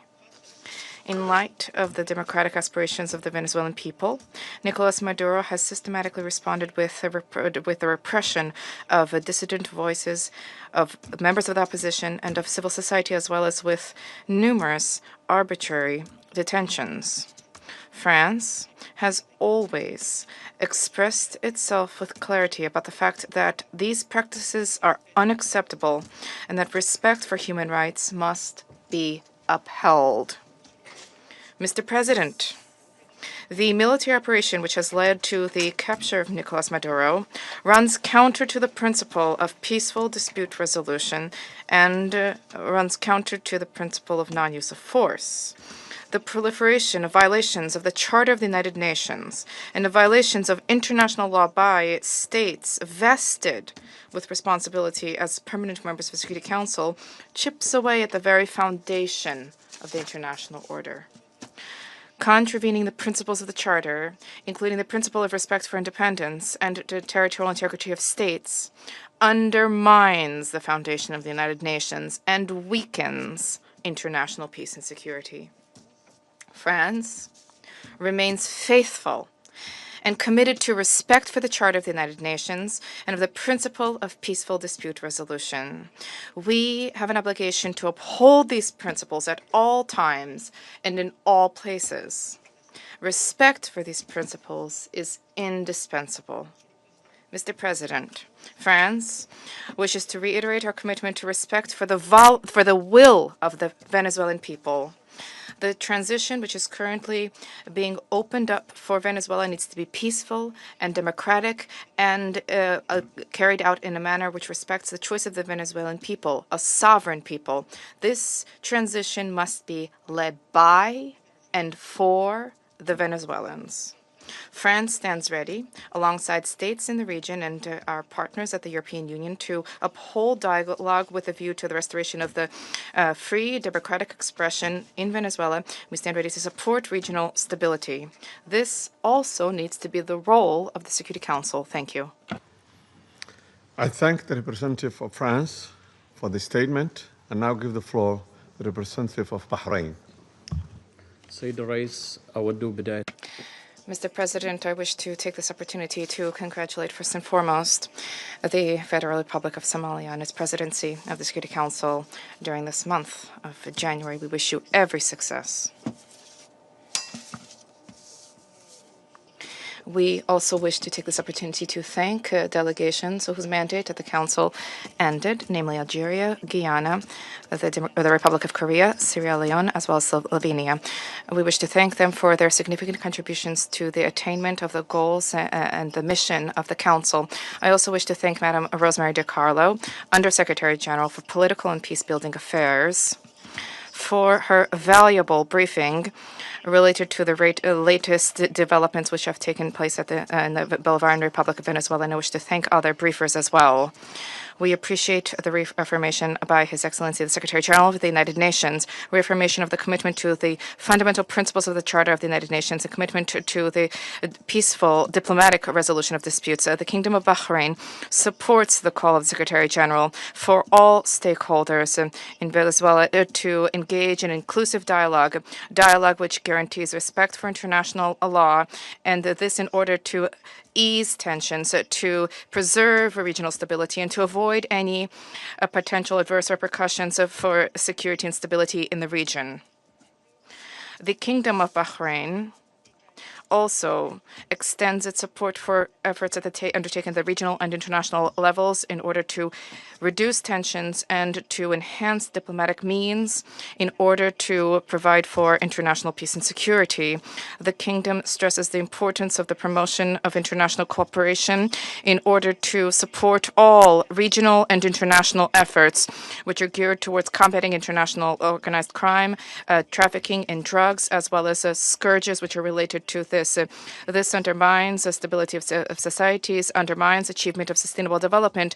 Therefore, these issues need to be dealt with in accordance with international relevant conventions.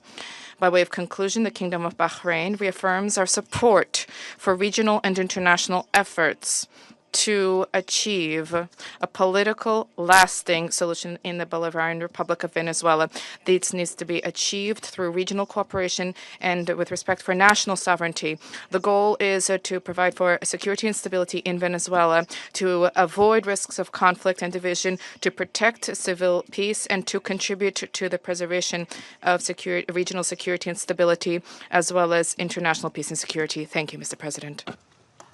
I thank the representative of Bahrain for the statement and now give the floor to the representative of Pakistan.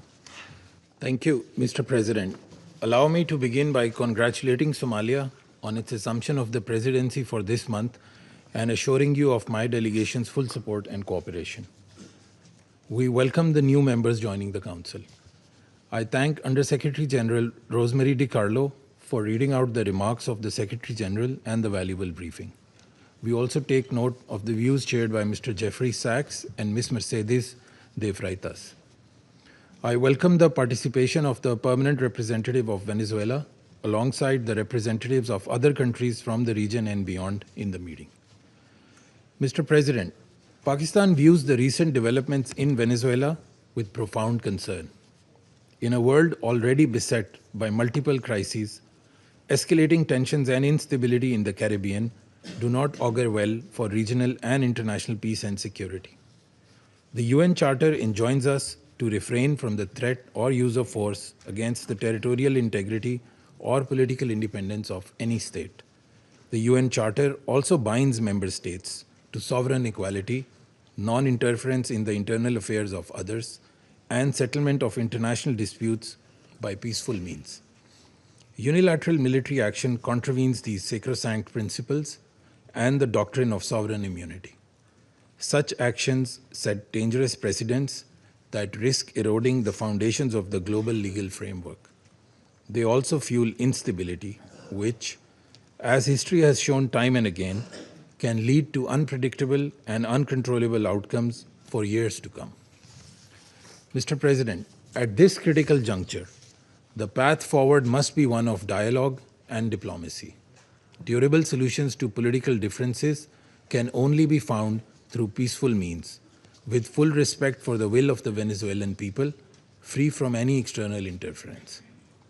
We hope that Latin American and the Caribbean region, as a zone of peace, will remain free from conflict and confrontation and continue its march towards enhanced regional cooperation and improved prosperity for the people. We urge all parties to exercise maximum restraint, de-escalate tensions, pursue peaceful coexistence, refrain from any actions that could exacerbate the volatile situation, and engage in dialogue, including by utilizing the sincere offers of mediation.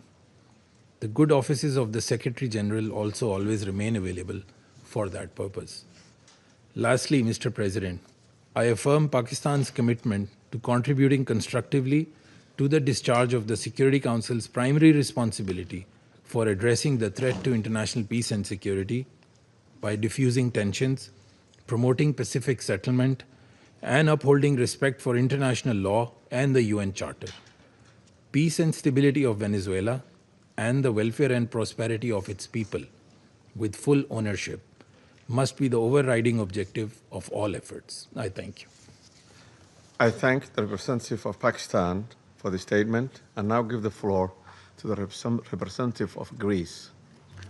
Thank you, Mr. President. At the outset, I would like to congratulate Somalia for assuming the presidency of the Council for the month of January, and I would like to welcome the newly elected members joining the Council. I would also like to thank USG DiCarlo for her briefing on behalf of the Secretary General, as well as Mr. Sachs and Ms. De Freitas for their remarks. Mr. President, Greece is closely monitoring developments in Venezuela. We urge all actors to exercise maximum restraint and to refrain from actions that would deepen the crisis and undermine prospects for peace and stability. Greece reiterates that the Charter of the United Nations and international law, including human rights law, must always be respected. We also recall the obligation of all parties to protect civilians, especially in times of heightened tensions. Greece shares the priority of combating transnational organized crime and drug trafficking, which pose a significant security threat worldwide.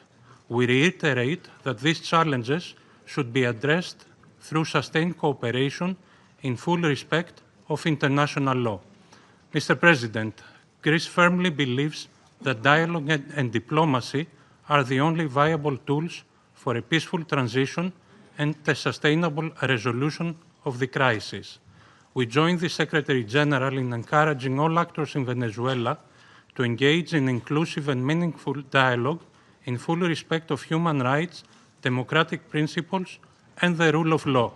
We have long been clear that Nicolas Maduro's an illegitimate president's claim to power lacks legitimacy. Greece has not recognized the results of the rigged elections of July 28, 2024, and has always supported initiatives aimed at achieving a democratic solution for Venezuela.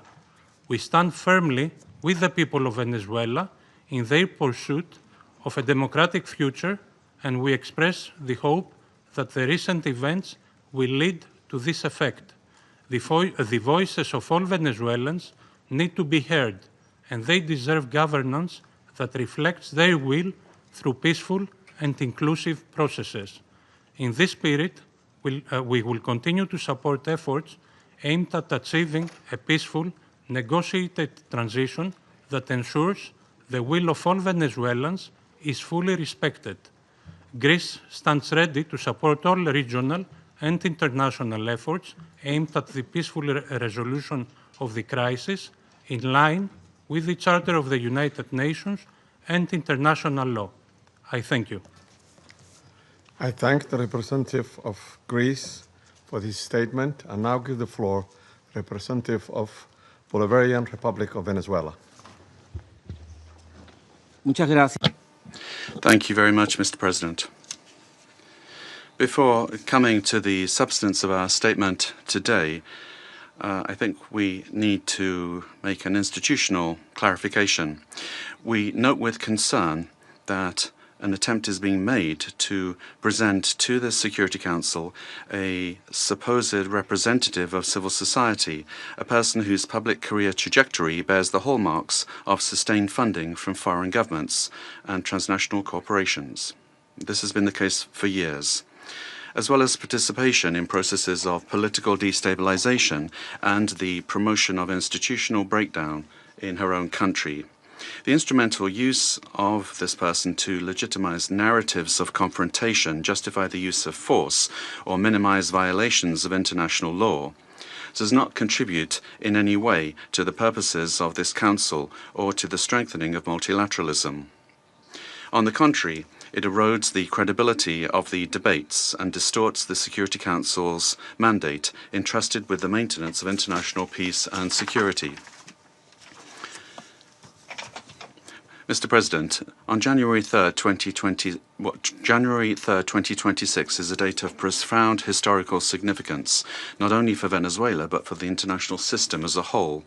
On that day, the Bolivarian Republic of Venezuela was the target of an illegitimate armed attack lacking any legal justification by the government of the United States of America, which included bombing of our territory, the loss of civilian and military lives, the destruction of civilian infrastructure, essential infrastructure, and the kidnapping of the constitutional president of the Republic, Nicolas Maduro Moras, and the First Lady Cilia Flores. Venezuela comes before this Council today with a deep conviction that international peace can only be sustained if international law is respected without exception, without double standards, and without selective interpretations. The events of January 3rd constitute a flagrant violation of the UN Charter perpetrated by the US government, in particular the violation of the principle of sovereign equality of states, of the absolute prohibition of the use or threat of use of force against the territorial integrity or political independence of any state, as enshrined in Article 2, Paragraph 4, and a violation of the duty to settle disputes by peaceful means. Similarly, these acts also seriously violate the Geneva Conventions and its protocols, as indiscriminate attacks were carried out against the civilian population and assets. International human rights law has also been violated, particularly the right to life, personal integrity, and security. Of particular seriousness is the kidnapping of the President of the Republic by the government of the United States of America, which constitutes a direct violation of an essential norm of the international legal order, namely the personal immunity of heads of state in office. This immunity is not an individual privilege. It is an institutional guarantee that protects the sovereignty of states and the stability of the international system. Its disregard not only affects Venezuela, but also sets an extremely dangerous precedent for all states represented in this chamber, regardless of their size, power, or alliances. Mr. President, General Assembly Resolution 3314 clearly defines as an act of aggression the bombing of the territory of one state by the armed forces of another state, as well as the invasion or occupation, even without formal annexation. The events we are denouncing here unequivocally fit this definition. In 2004, the International Court of Justice affirmed that occupation exists when a state exercises effective control, even without formal annexation or the continuous presence of troops. Security Council Resolution 242, for its part, emphasizes that the acquisition of territory by force is inadmissible, while General Assembly Resolution 2625 establishes that the territory of a state shall not be subject to military occupation as a result of the use of force in contravention of the UN Charter. Allowing such acts to go without an effective answer would amount to normalizing the replacement of law by might, while eroding the very foundations of the collective security system. Today, it is not only Venezuela's sovereignty that is at stake, the credibility of international law, the authority of this organization, and the validity of the principle that no state can set itself up as a judge, party, and executor of the world order are also at stake. Mr. President, we cannot ignore a central element of this U.S. aggression. Venezuela is the victim of these attacks because of its natural resources. Our country's oil, energy, strategic resources, and geopolitical position have historically been factors of greed and external pressure. When force is used to control resources, impose governments, or redesign states, we are faced with a logic that harks back to the worst practices of colonialism and neocolonialism. Accepting such a logic would mean to open the door to a deeply unstable world in which countries with greater military capacities can decide by force the political and economic destinies of other states. This scenario not only threatens Venezuela, it threatens international peace and security as a whole. If the kidnapping of a head of state, the bombing of a sovereign country, and the open threat of further armed action are tolerated or downplayed, the message sent to the world is a devastating one, namely that the law is optional and that force is the true arbiter of international relations. Venezuela firmly believes in diplomacy, dialogue, and peaceful coexistence among nations. That has always been our historical position, and it remains so today, even in the face of an aggression of this magnitude. It is precisely that commitment to peace, the one that was violated on the 3rd of January. Therefore, Venezuela urges this Security Council to fully assume its responsibility and to act in accordance with the mandate conferred upon it by the Charter of the United Nations. In that regard, we request, A, that the government of the United States of America be demanded to fully respect the immunities of President Nicolas Maduro and First Lady Celia Flores, as well as their immediate release and safe return to Venezuela. 2, that the use of force against the Bolivarian Republic of Venezuela be clearly and unequivocally condemned. Thirdly, that the principle of non-acquisition of territory or resources by force be reaffirmed. And 4, that measures aimed at de-escalation, the protection of the civilian population, and the restoration of international law be adopted.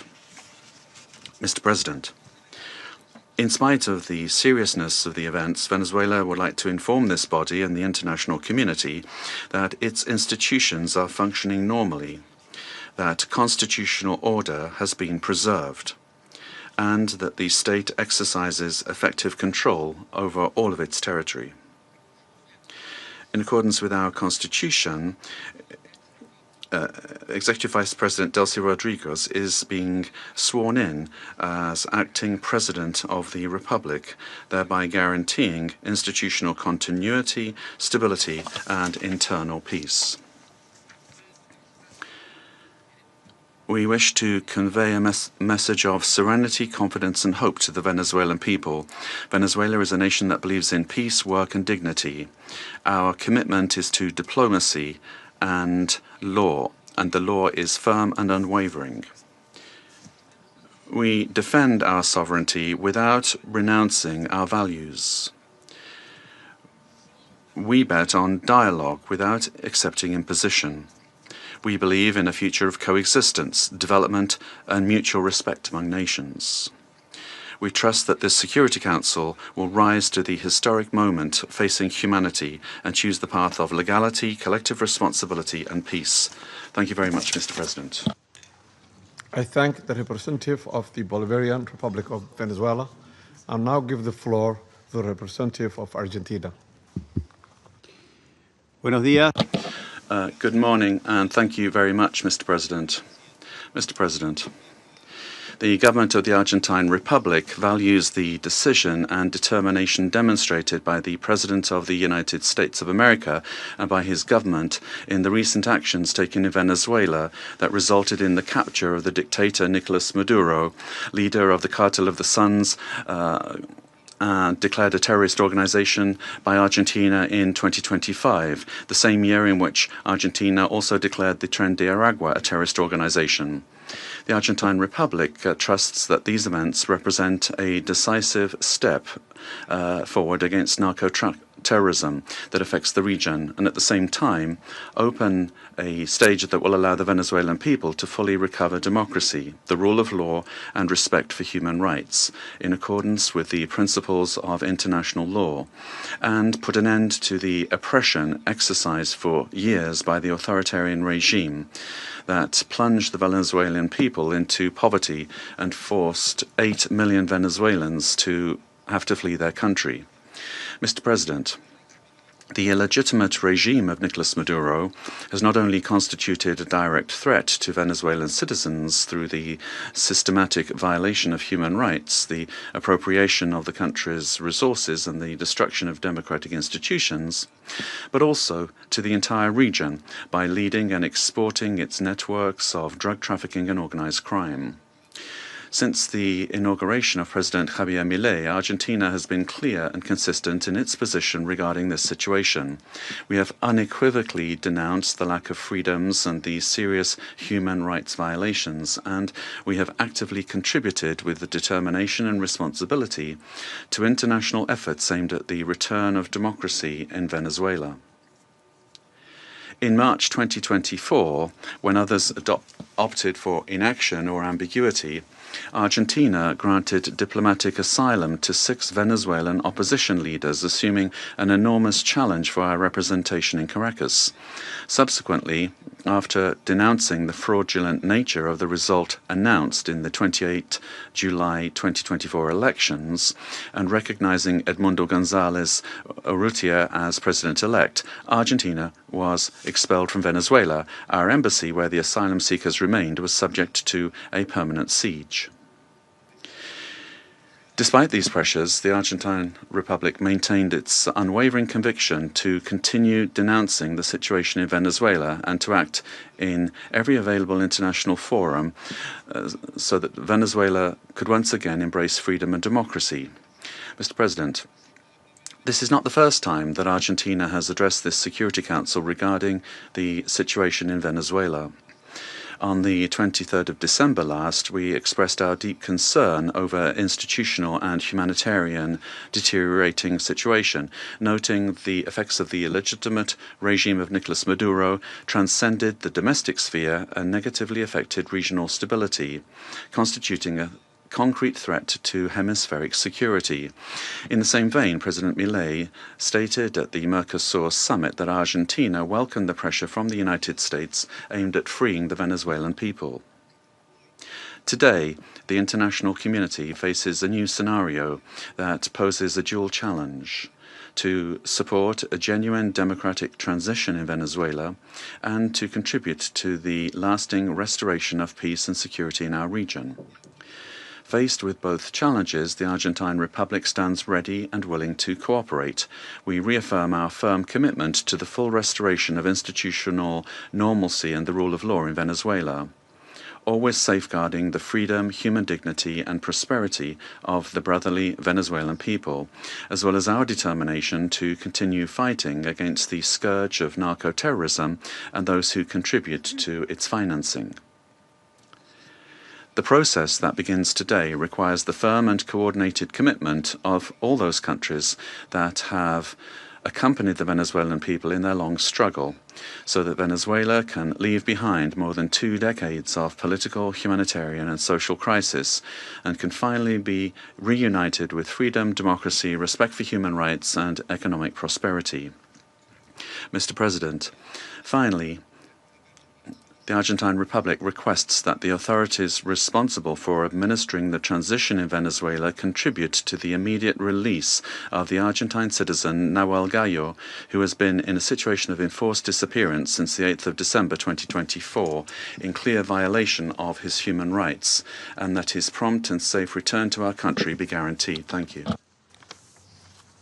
I thank the representative of Argentina and now give the floor to the representative of Chile.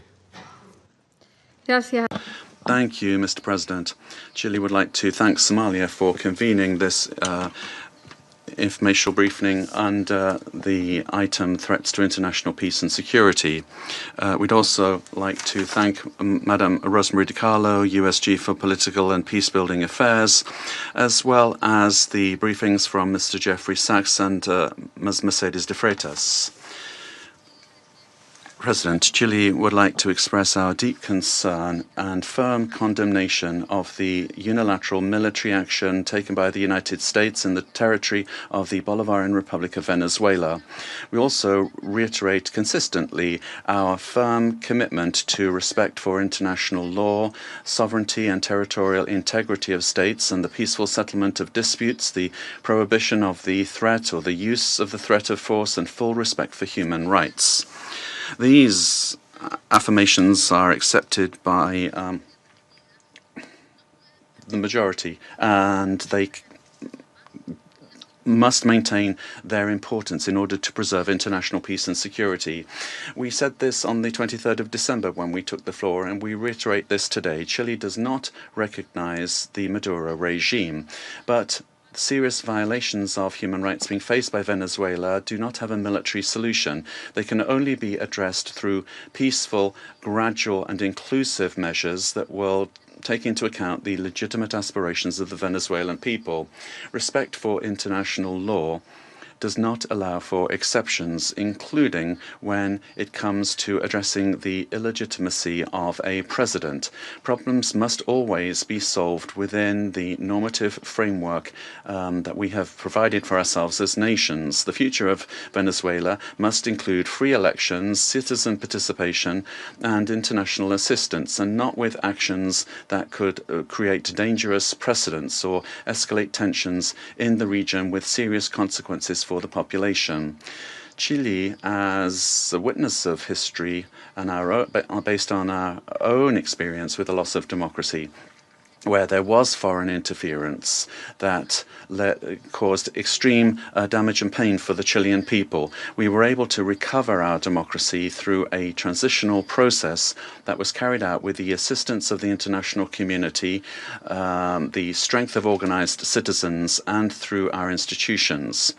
Mr. President, Chile would like also to underscore the urgent need to continue with coordinated efforts multilaterally to address transnational organized crime. And we're also convinced that Latin America and the Caribbean must continue to be a zone of peace, because that zone of peace not only serves Latin America and the Caribbean, but the entire world. An armed conflict will have devastating humanitarian consequences in Venezuela and in the region. It will worsen the suffering of the civilian population and worsen even further the displacement, insecurity and vulnerability aspects of the situation. We reiterate that any differences must be dealt with exclusively through peaceful means in strict respect for international law, the sovereignty of states, and the prohibition of the use or the threat of the use of force. As was recently indicated by the heads of state of Brazil, Chile, Mexico, Uruguay, and Spain, we express our concern with regard to any attempt to control government administration or foreign ownership of strategic assets. This would be against international law and would threaten the political, economic, and social stability of the region. Mr. President, given this complex scenario, Chile welcomes the role that could be played by multilateral fora. And here, particularly, we would refer to the role of the United Nations, and particularly the role that could be played by the Secretary General and by this Council, with the consent of the parties involved to contribute to de-escalating the situation and searching for an understanding that would favor a peaceful and lasting exit to the crisis. Prudent leadership and experience of our organization, as well as the regional organizations and mechanisms, could be very relevant to avoid a further worsening of the situation and to keep open the channels of communication. Chile reiterates its preparedness to support constructive initiatives that will point in this direction and work together with countries of the region and with the international community for stability and mutual understanding and respect for the principles that underpin this organization. Thank you. I thank the representative of Chile for the statement and now give the floor to the representatives of Brazil. Mr. President, we'd like to thank Somalia for convening this emergency session of the Security Council. Brazil categorically and firmly rejects the armed intervention in Venezuelan territory in flagrant violation of the Charter of the United Nations and of international law. The bombings on Venezuelan territory and the capture of its president cross an unacceptable line. These acts constitute a very serious affront to the sovereignty of Venezuela and set an extremely dangerous precedent for the entire international community. The Charter of the United Nations establishes as a pillar of the international order the prohibition of the use of force against the territorial integrity or political independence of any state, except in the circumstances strictly provided for therein. The acceptance of actions of this nature would inexorably lead to a scenario marked by violence, disorder, and the erosion of multilateralism, to the detriment of international law and institutions. The effects of the weakening of international governance and cooperation mechanisms are already evident. The record number since the Second World War of 61 active armed conflicts, the unprecedented figure of 117 million people in situations of humanitarian disaster around the world, reflecting the increase in wars, displacement, and crimes against humanity, such as the genocide in Gaza, and the global increase in military spending, which is approaching the historical mark of $2.7 trillion. As Brazil has reiterated on numerous occasions, the norms that govern coexistence among states are mandatory and universal. They do not admit exceptions based on ideological, geopolitical, political, economic, or any other kind of interests or projects. They do not admit that the exploitation of natural or economic resources justifies the use of force or the illegal change of a government. The multipolar world of the 21st century, which promotes peace and prosperity, must not be confused with spheres of influence. We cannot accept the argument that the end justifies the means. This reasoning lacks legitimacy and opens the possibility of granting the strongest the right to define what is just or unjust, what is right or wrong, and even to ignore national sovereignties, imposing the decisions to be taken by the weakest. Latin America and the Caribbean have made peace a conscious, lasting, and irreversible choice. The resort to force in our region evokes chapters of history that we believed we'd left behind us and endangers the collective effort to preserve the region as a zone of peace and cooperation, free of armed conflicts, respectful of international law and the principle of non-intervention. Armed interventions in the past have had profoundly negative and lasting consequences. Contrary to freedom and democracy, those interventions produced authoritarian regimes and serious violations of human rights, leaving as a lamentable result thousands of dead, political prisoners, tortured persons, and disappeared persons whose families still today search for their loved ones as well as justice and reparation. For the first time in South America, a profoundly alarming event has occurred. An external armed aggression with the deployment of troops and bombings in a neighboring country contiguous with Brazil, with which we share more than 2,000 kilometers of border. Mr. President, South America is a zone of peace. I insist upon that. We have upheld and will uphold with full determination peace and non-intervention in our region. Furthermore, Brazil does not believe that the solution to the situation in Venezuela lies in the creation of protectorates in the country, but rather in solutions that respect the self-determination of the Venezuelan people within the framework of its constitution. The events of January 3rd transcend the regional sphere. The attack on the sovereignty of any country, regardless of the direction of its government, affects the entire international community. This and other cases of armed intervention against the sovereignty of a country, its territorial integrity, or its institutions must be vehemently condemned. It is up to this Council to assume its responsibility and react with determination, clarity, and obedience to international law in order to prevent the law of force from prevailing over the force of law. Brazil trusts that the future of Venezuela will be built by the Venezuelan people through dialogue, without external interference, and within the framework of international law. Thank you. For Brazil, for the statement, and now give the floor to the representative of Mexico. Señor Presidente. Mr. President, thank you for having convened this emergency meeting of the Council. The government of Mexico has already made its position clear with regard to our condemnation of the military aggression of January 3rd against targets in the territory of Venezuela, in clear violation of Article 2 of the Charter of the United Nations. These actions must not be allowed, as they constitute a severe blow to the Charter and to multilateralism. Mexico would like to clarify the following points. 4 points. Number 1, the prohibition of the threat or the use of force against the sovereignty, territorial integrity, or political independence of any state is the foundation of international law, regardless of the country or the government involved.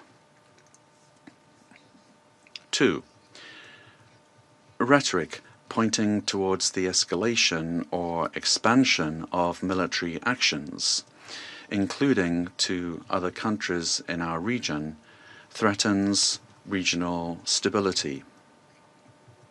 3, the Security Council has the responsibility and, above all, it has the obligation to act decisively and without double standards in the face of serious violations of the Charter, and to restore international peace and security in strict adherence to the provisions of Article 24 and observing Article 27.3. 4. It is for sovereign peoples to decide their destiny and to find peaceful, democratic, and negotiated solutions to their political differences within a framework of unrestricted respect for human rights. Regime change by external actors and the application of extraterritorial measures are not only acts contrary to international law, but historically all they've done is exacerbate conflicts and weakened the social and political fabric of nations. Mr. President, esteemed colleagues, despite the political differences among our governments, Latin America and the Caribbean has been forged as a zone of peace. Collectively, we have, for decades now, resorted to the available political and legal mechanisms available in order to peacefully settle disputes. The current violation of this fragile balance gravely endangers the political stability and the security of the region, as well as the well-being of our peoples. Those who justify these acts deny the independent history of Latin America and the Caribbean. Mexico, firm in its constitutional principles of foreign policy and its pacifist calling, emphatically reiterates that dialogue and negotiation are the only legitimate and effective ways to resolve existing differences. I reiterate the call of the President of Mexico for the UN to do more to resolve this and other conflicts, including through the good offices of its Secretary General. In view of the events of January 3rd, Mexico reaffirms its willingness to support any effort at facilitating dialogue, mediation, or providing assistance that promotes peace in the region. Finally, we cannot overlook the fact that this session of the Council has been held only now, when what we face is a serious situation that puts international peace and security at risk. Thank you. I thank the representative of Mexico for his statement and now give the floor to the representative of Paraguay. Gracias, señor presidente. Thank you, Mr. President. The delegation of Paraguay would like to thank the Presidency and the members of the Council for the opportunity to take the floor at this very important session.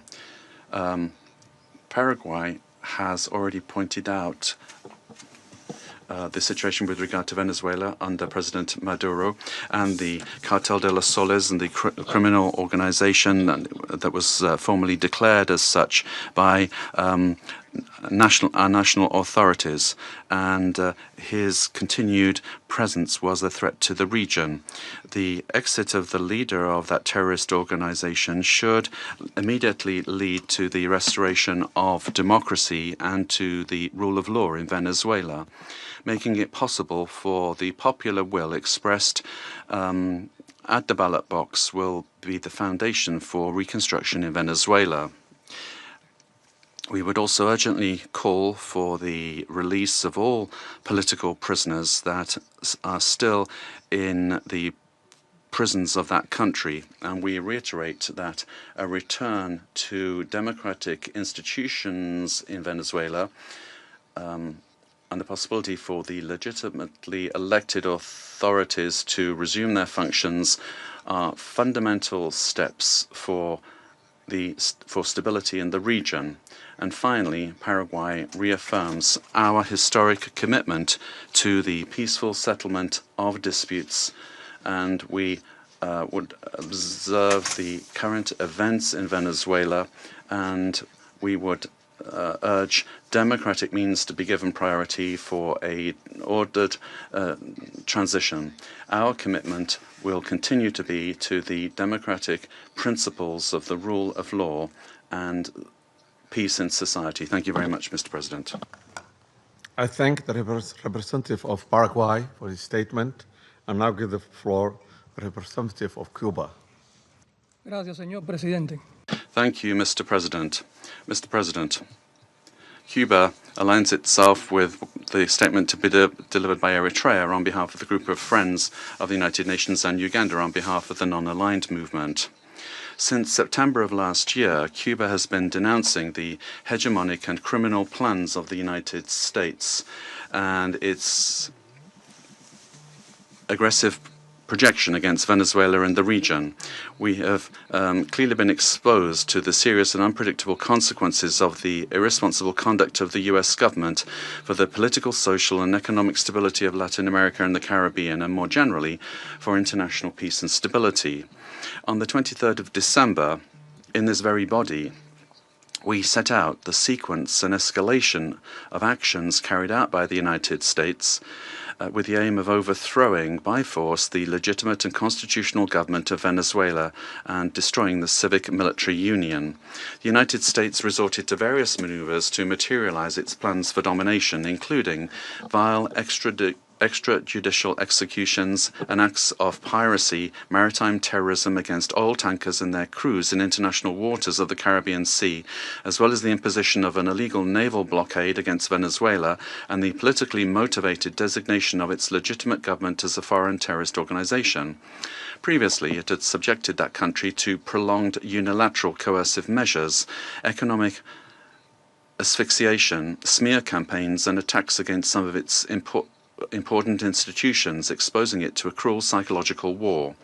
With absolute disrespect for the Charter of the United Nations and international law, including relevant resolutions adopted by this Council and by the General Assembly, on January the 3rd, United States military forces attacked Venezuela with total brutality and treachery, and in an unacceptable and barbaric act kidnapped its legitimate president, Nicolas Maduro, and his companion, Celia Flores. Cuba condemns in the strongest terms the military aggression of the United States against Venezuela, while categorically reiterating its absolute support and solidarity with the Venezuelan people, and joins the demand that the government of the United States release the constitutional president, Nicolas Maduro Moros, and his companion, Celia Flores. In the criminal attack perpetrated by the United States, 32 Cubans lost their lives in combat actions. They were carrying out missions on behalf of the Revolutionary Armed Forces and the Ministry of the Interior at the request of counterpart bodies of that country. Our compatriots honorably fulfilled their duty and fell after fierce resistance in direct combat against the attackers or as a result of the bombings of the facilities. Through their heroic actions, they upheld the solidarity sentiments of millions of our compatriots. Mr. President, the cowardly U.S. aggression against Venezuela is a criminal act in violation of international law and the UN Charter. It constitutes a dangerous escalation of the sustained war campaign waged for years by the United States against that sister nation, which intensified since September 2025 with the aggressive naval deployment in the Caribbean Sea under mendacious pretexts and unfounded accusations without any evidence whatsoever. The U.S. military attack against Venezuela has no justification whatsoever. It does not respond to any provocation, nor does it possess legitimacy. It is based on the aberrant doctrine of peace through force and undermines the stability and peace that have characterized our Latin American and Caribbean region for years. It seeks to promote a change in the constitutional order of the Bolivarian Republic of Venezuela, freely chosen by its people. Its ultimate objective is not the false narrative of combating drug trafficking, but control over Venezuela's land and natural resources, as has been openly and shamelessly declared by President Trump and his Secretary of State. This is an imperialist and fascist aggression with objectives of domination that seeks to revive the U.S. hegemonic ambitions over our America, anchored in the outdated Monroe Doctrine. It also seeks to intimidate and subjugate the governments of Latin America and the Caribbean. Cuba calls for an urgent reaction from the international community against this criminal attack on Venezuela, a peaceful nation that has not attacked the United States or any other country. We call on all governments, parliaments, social movements, and peoples of the world to condemn the U.S. military aggression against Venezuela and to confront this act of state terrorism that threatens international peace and security and seeks to impose a new doctrine of U.S. imperialist domination in Latin America and the Caribbean and in the world. Mr. President, the recent statements about imperialist plans to steer Venezuela toward a supposed safe, appropriate and prudent transition are totally unacceptable. In the U.S. vision of domination, this means imposing a puppet government functional to its predatory goals, particularly unrestricted access to and plundering of natural resources that, by right, belong to the Venezuelan people. Determining the destiny of Venezuela is an exclusive right of its people, without external interference. If the U.S. government, lacking any moral authority whatsoever, truly cared about the peace, freedom and justice of Venezuelan men and women, it would not have bombed that territory with absolute disregard for the lives, sovereignty, and territorial integrity of that nation. I conclude by reaffirming our unwavering adherence to the proclamation of Latin America and the Caribbean as a zone of peace, and by calling for action with the firmness and determination that current circumstances demand, always in defense of international law and of a future of peace for all the peoples of our America and of the world. Thank you. I thank the representative of Cuba for the statement and now give the floor to the representative of Nicaragua. Muchas gracias. Thank you very much, Mr. President. Latin America and the Caribbean is a zone of peace, declared by the Community of Latin American and Caribbean States, CELAC, on behalf of all of the peoples and governments of our region. This zone of peace must be fully respected by all governments of the world without exception, and in particular by the members of this Security Council responsible for international peace and security. This decision, these desires and aspirations of our peoples, are a noble contribution to world peace, to international law, and to the United Nations Charter.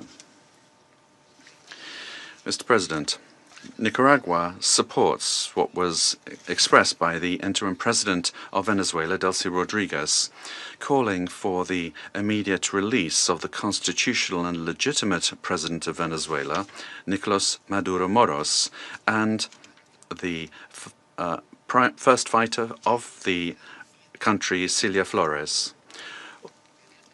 All member states of the United Nations have the duty to respect international law, the spirit, the purposes and principles of the United Nations Charter, the right to sovereignty, self-determination, territorial integrity of states, non-interference, and peaceful coexistence. The Venezuelan people are a dignified people, the people of Bolivar, of Chavez, and of Maduro, and they have never bowed the knee. They defend their right to sovereignty and their right to peace. Nicaragua will always stand with Venezuela. Peace has been deeply damaged, and the human family, the community of nations, the peoples of the world. We urge all of you to respect the dignity of all peoples. Thank you. I thank the representative of Nicaragua for the statement and now give the floor to the representative of Trinidad and Tobago. Thank you, Mr. President. The delegation of Trinidad and Tobago thanks the Security Council for convening this urgent meeting following the recent developments in the Bolivarian Republic of Venezuela. My delegation addresses this council today as a Caribbean nation, a neighbor of Venezuela, and a long-standing advocate for peaceful coexistence and the rule of law. The government of Trinidad and Tobago has taken note of the military operations undertaken by the United States in Venezuela. We remain committed to cooperative efforts led by the United States to disrupt and dismantle networks that enable transnational crime across the Americas, whose activities have had debilitating effects on the security and stability of the region. Trinidad and Tobago remains steadfast in its support of the United States of America's initiatives that strengthen regional security, reinforce the rule of law, and safeguard the well-being of our societies, the Americas. The government of Trinidad and Tobago, while valuing its long-standing and robust partnership with the United States, remains equally committed to maintaining a constructive and respectful relationship with the Bolivarian Republic of Venezuela and continues to uphold peaceful relations with the people of Venezuela. The delegation of Trinidad and Tobago wishes to underscore its long-standing relationship with both the United States and Venezuela and stands ready to work collaboratively with all partners who share the aspiration of a safer, more prosperous and stable hemisphere. Mr. President, I thank you. I thank the representative of Trinidad and Tobago and now give the floor to the representative of Spain. Mr. President, at the outset, allow me to congratulate you on assuming the monthly presidency of the United Nations Security Council and wish you every success in the discharge of your duties. I thank you for convening this important meeting, and I also extend my thanks to the Under-Secretary General and Head of Political and Peacebuilding Affairs of the United Nations, Madame Rosemary DiCarlo. Thank her for the information provided today. Spain would like to express our profound concern about what's happened in Venezuela. And as the Secretary General of the United Nations has noted, it constitutes a very worrying precedent with implications for the region and for the world. Respect for the principles of the Charter of the United Nations, particularly the sovereignty and territorial integrity of states and the prohibition of the use or the threat of use of force, is indispensable to ensure international coexistence. Spain defends the validity of an international order that is rules-based, where it is imperative, as set out in Article 2.3 of the Charter, to pursue the peaceful settlement of disputes.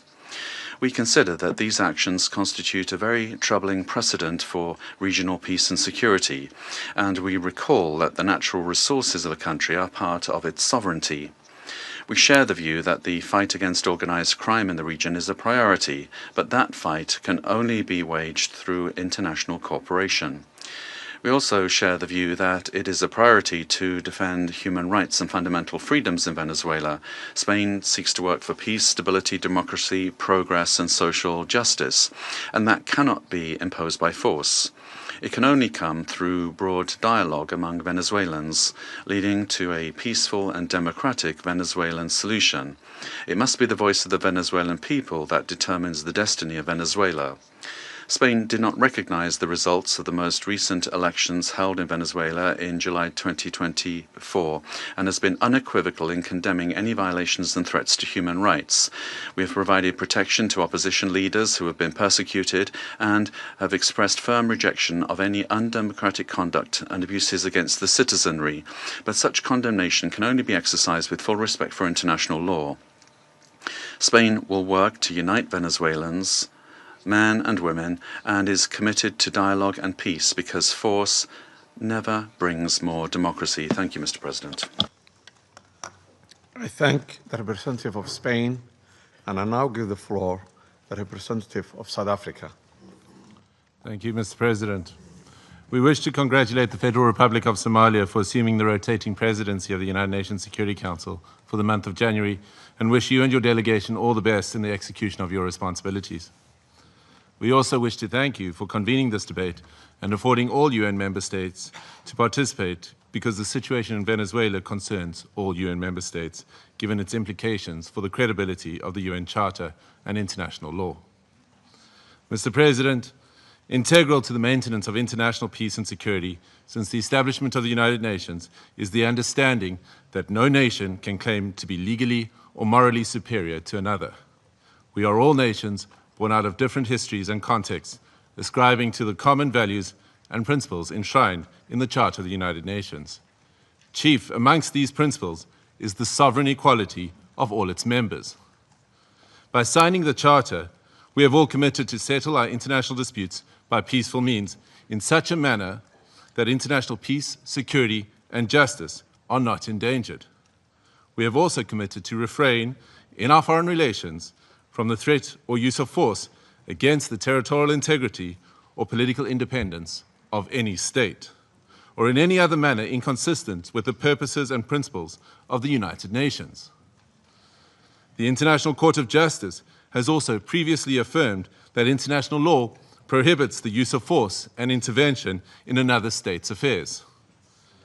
Due to the shortcomings of its predecessor, the League of Nations, the UN was created to prevent countries from resorting to conflict, to settle disputes and prohibit the use of force unless it is done in a legally prescribed manner.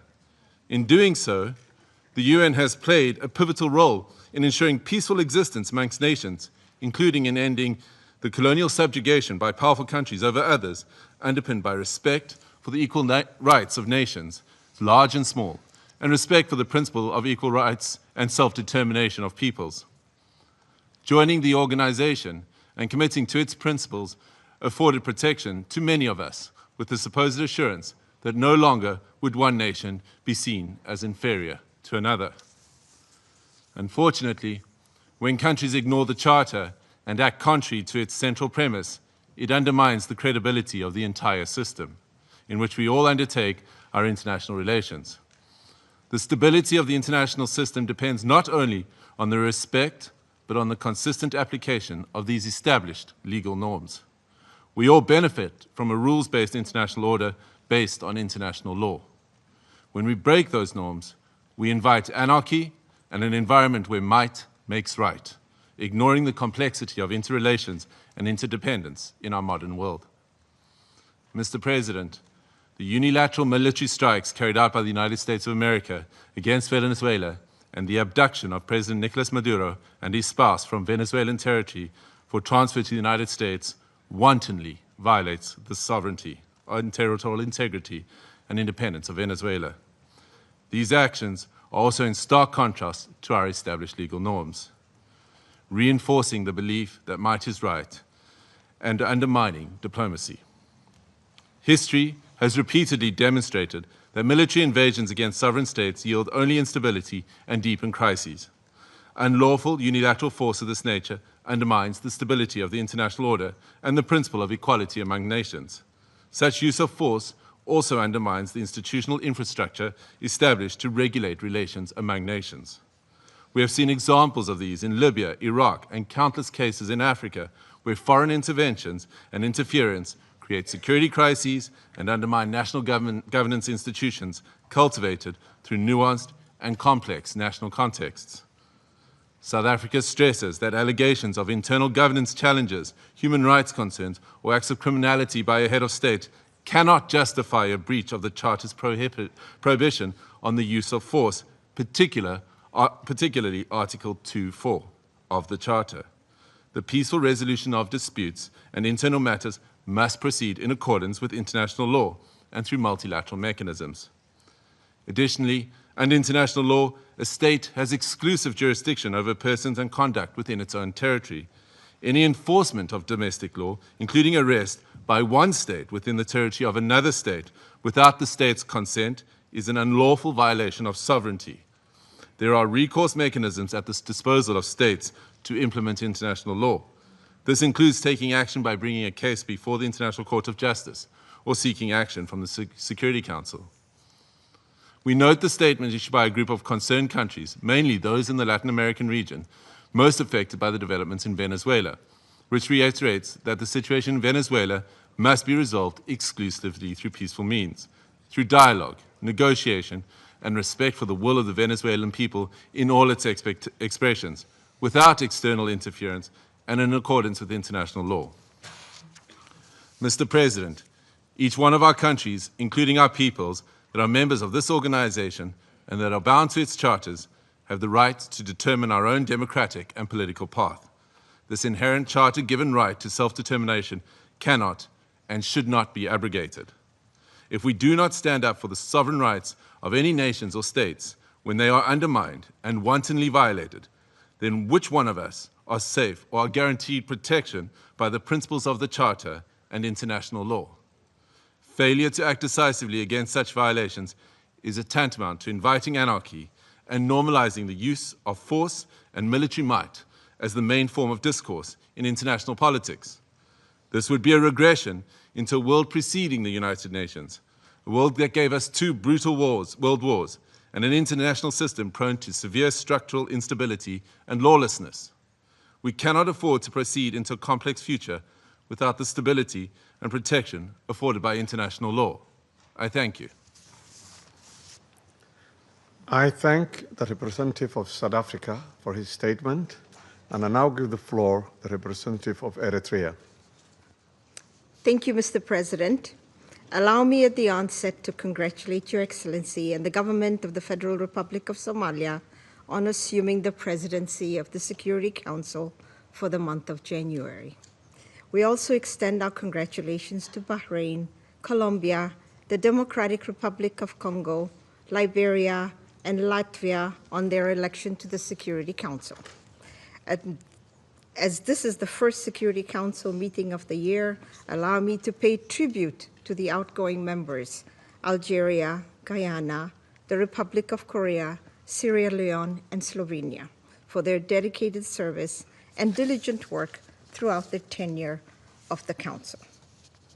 I read this statement on behalf of the Group of Friends in Defense of the United Nations Charter.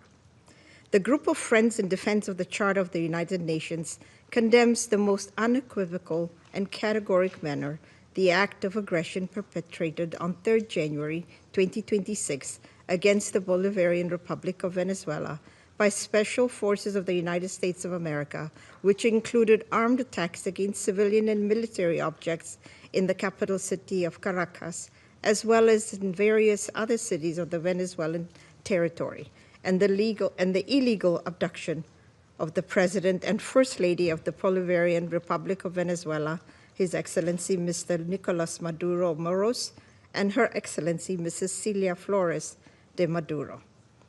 The member states of the Group of Friends in Defense of the Charter of the United Nations expressed their serious concern at the impact of these series of armed attacks, particularly on civilians and their human rights to life, which have included military assaults with U.S. Special Forces, while emphasizing that such acts constitute a clear breach of international law and of each and every principle governing international relations, including those foreseen in the Charter of the United Nations. The Group of Friends of the Charter of the United Nations reiterates its firm support to the constitutional government of the Bolivarian Republic of Venezuela under the leadership of President Nicolas Maduro Moros, and emphasize the importance of ensuring strict respect for the inviolability of the immunities accorded to heads of states and government under international law, while renewing its unwavering solidarity with the Venezuelan people in their ongoing struggle for defending their homeland, including through the actions it may take within the framework of international law to exercise its inalienable right to self-defense.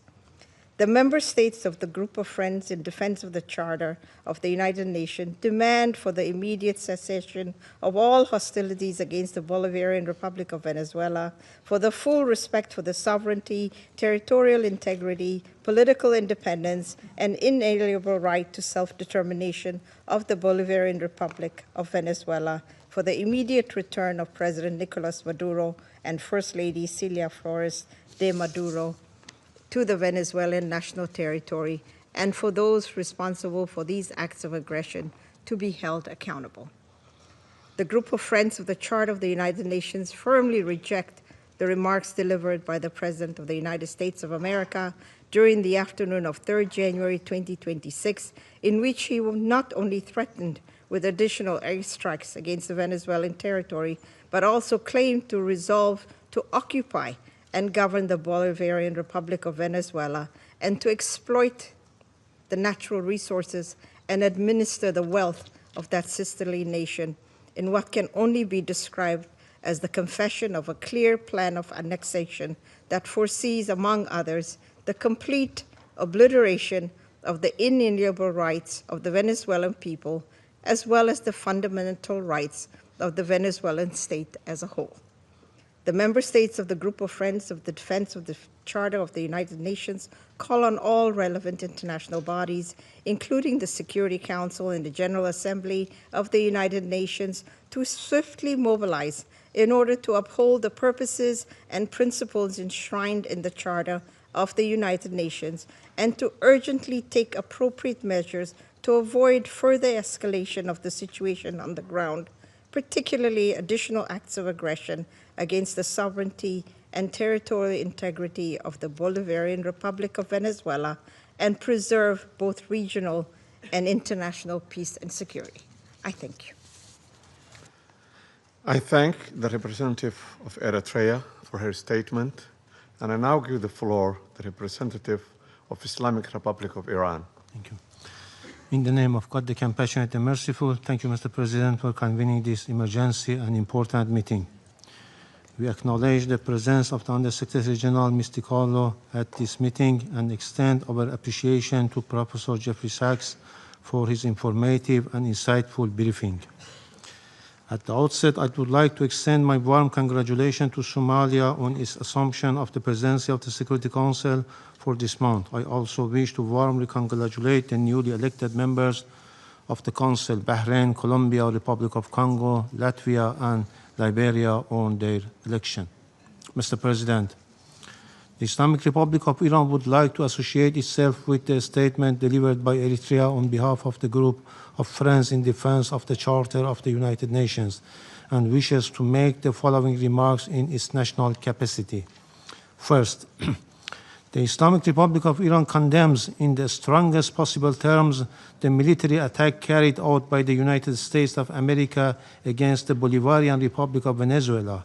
This illegal act constitutes a state terrorism, a manifest violation of Charter of the United Nations, particularly Article 2, Section 4 and Section 7, and peremptory norms of the international law and amounts to an internationally wrongful act and a full-fledged act of aggression. Such military aggression against an independent member state of the United Nations establishes a serious breach of regional and international peace and security with far-reaching consequences for the international system as a whole. Second, the abduction of democratically elected president and the First Lady of the Bolivarian Republic of Venezuela by the United States constitute a flagrant violation of customary international law, including the principles of the inviolability of the immunities accorded to the heads of a state and government under international law, and represent a grave assault on the sovereign equality of states. The Islamic Republic of Iran recalls Venezuela's inherent right to self-defense and underscores the legal responsibility of the United Nations, in particular the Security Council, to take immediate measures to halt this unlawful aggression and to ensure accountability for all those responsible. Iran also affirms its full support for the people and legitimately elected government of the Bolivarian Republic of Venezuela. Third, the United States is openly seeking to substitute its domestic law for international law and the Charter of the United Nations. This represents a serious warning to the international community and to all member states. Such unlawful conduct strikes at the very foundations of the Charter-based international legal order and establishes a dangerous precedent that must be categorically and unequivocally rejected. The so-called declared U.S. policy of peace through strength prescribed the law of the jungle and the rule of force instead of rule of law, and if tolerated and normalized, would render the collective security system established by the Charter ineffective and devoid of purpose. Fourth, the continued inaction and paralysis of the Security Council in the face of the explicit threat and act of aggression by the United States have fostered a dangerous climate of impunity. It has emboldened the United States to persist in unlawful conduct that poses a grave threat to regional and international peace and security. In recent days, the President of the United States had repeatedly issued public threat of the use of force against the Islamic Republic of Iran in manifest violation of Article 2 of the Charter of the United Nations. At the same time, the United States is shedding crocodile tears for the Iranian people and hypocritically claims to support them while maintaining a well-documented record of intervention, the use of force, and the imposition of unlawful unilateral coercive measures against Iran. This includes its direct political, military, and operational support and involvement for Israeli regime unlawful joint war of aggression against Iran between 13 and 24 June 2025, which resulted in loss of civilian life, attacks on civilian infrastructure, and serious violations of fundamental human rights of the Iranian people. Iran reaffirms its inherent right to defend its sovereignty, territorial integrity, and national security, and to protect its people against any foreign interference. The United States of America will bear full responsibility for consequences arising from its unlawful threats and any ensuing escalation. Finally, we unequivocally reject the baseless allegation and unwarranted reference made to Iran by the representative of the United States at this meeting. The facts on the ground are clear, speak loudly for themselves, and cannot be concealed by political rhetoric or manufactured narrative. I thank you. I thank the representative of Islamic Republic of Iran and now give the floor to the representative of Uganda. Thank you, Mr. President. I have the honor to deliver this statement on behalf of the Non-Aligned Movement, NAM, representing 121 member states united by the shared principle of respect for the sovereignty and territorial integrity of all nations. The Coordinating Bureau of the Non-Aligned Movement, NAM, categorically condemns the act of aggression perpetuated by the United States of America against the Bolivian Republic of Venezuela since the early hours of 3rd January 2026, which included armed attacks against civilian and military locations in the capital city of Caracas, as well as in various other cities of the Venezuelan territory. The Coordinating Bureau of the Non-Aligned Movement notes that attacks in question, which blatantly violate the purposes and the principles enshrined in the Charter of the United Nations, as well as the norms of the international law, constitute an act of war against the Bolivian Republic of Venezuela that undermines both regional and international peace, security, and stability, while also threatening the very right to life of the Venezuelan people. Excuse me. The Coordinating Bureau of the Non-Aligned Movement demands the immediate cessation of all hostilities against the Bolivian Republic of Venezuela, the full respect of the sovereignty, territorial integrity, political independence, and inalienable rights to the self-determination of Bolivian Republic of Venezuela, and that those responsible for those ongoing acts of aggression to be held accountable. The Coordinating Bureau of the Non-Aligned Movement reaffirms the inviolability of the immunities accorded to the heads of states and government under international law, which constitute a fundamental pillar of sovereign equality, peace, coexistence, and stable international relations.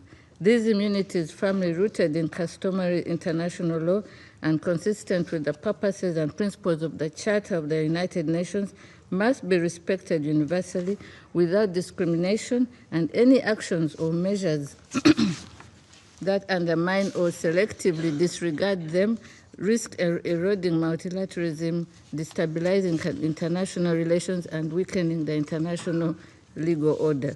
Excuse me. Mr. President, the Coordinating Bureau of the Non-Aligned Movement reiterates its full solidarity with the people and government of the Bolivian Republic of Venezuela at this critical time, and insists that military solutions are not viable avenues for addressing any issues that may be of concern between members of the international community. I thank you, Mr. President. I thank the representative of Uganda for the statement.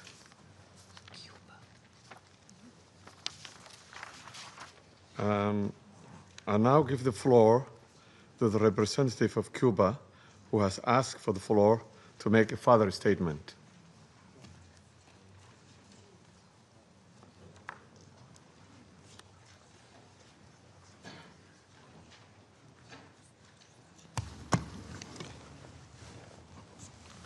Gracias, señor presidente. Thank you, Mr. President. Mr. President, my delegation feels it must take the floor again to respond to the unfounded accusations formulated by the United States against Cuba. We are indignant that those that have led unilateral aggressions and systematic violations of international law pretend to judge other sovereign states with a totally immoral and irresponsible attitude lacking respect. We fundamentally reject the accusations that Cuba has intelligence assets in Venezuela. These kinds of statements lack any factual base and are a clear attempt to take the eyes of the world off the criminal acts of the United States in the region. Cuba strictly respects the sovereignty, independence, and inalienable right of the Venezuelan people to decide their own destiny, as established by the United Nations Charter. Cooperation between both countries is in multiple spheres, has legitimate bases, and is based on bilateral agreements signed by both parties. As has been declared by the revolutionary government, the 32 combatants that fell in terrorist acts perpetrated by the United States were in missions of the revolutionary forces at the request of Venezuela. Those patriots were heroic in their action, showing solidarity with millions of Cubans. These accusations attempt to suggest that Cuba is involved in this way in Venezuela. We categorically reject that. Thank you. I thank the representative of Cuba for the statement. There is no more names inscribed on the list of speakers. The meeting is adjourned.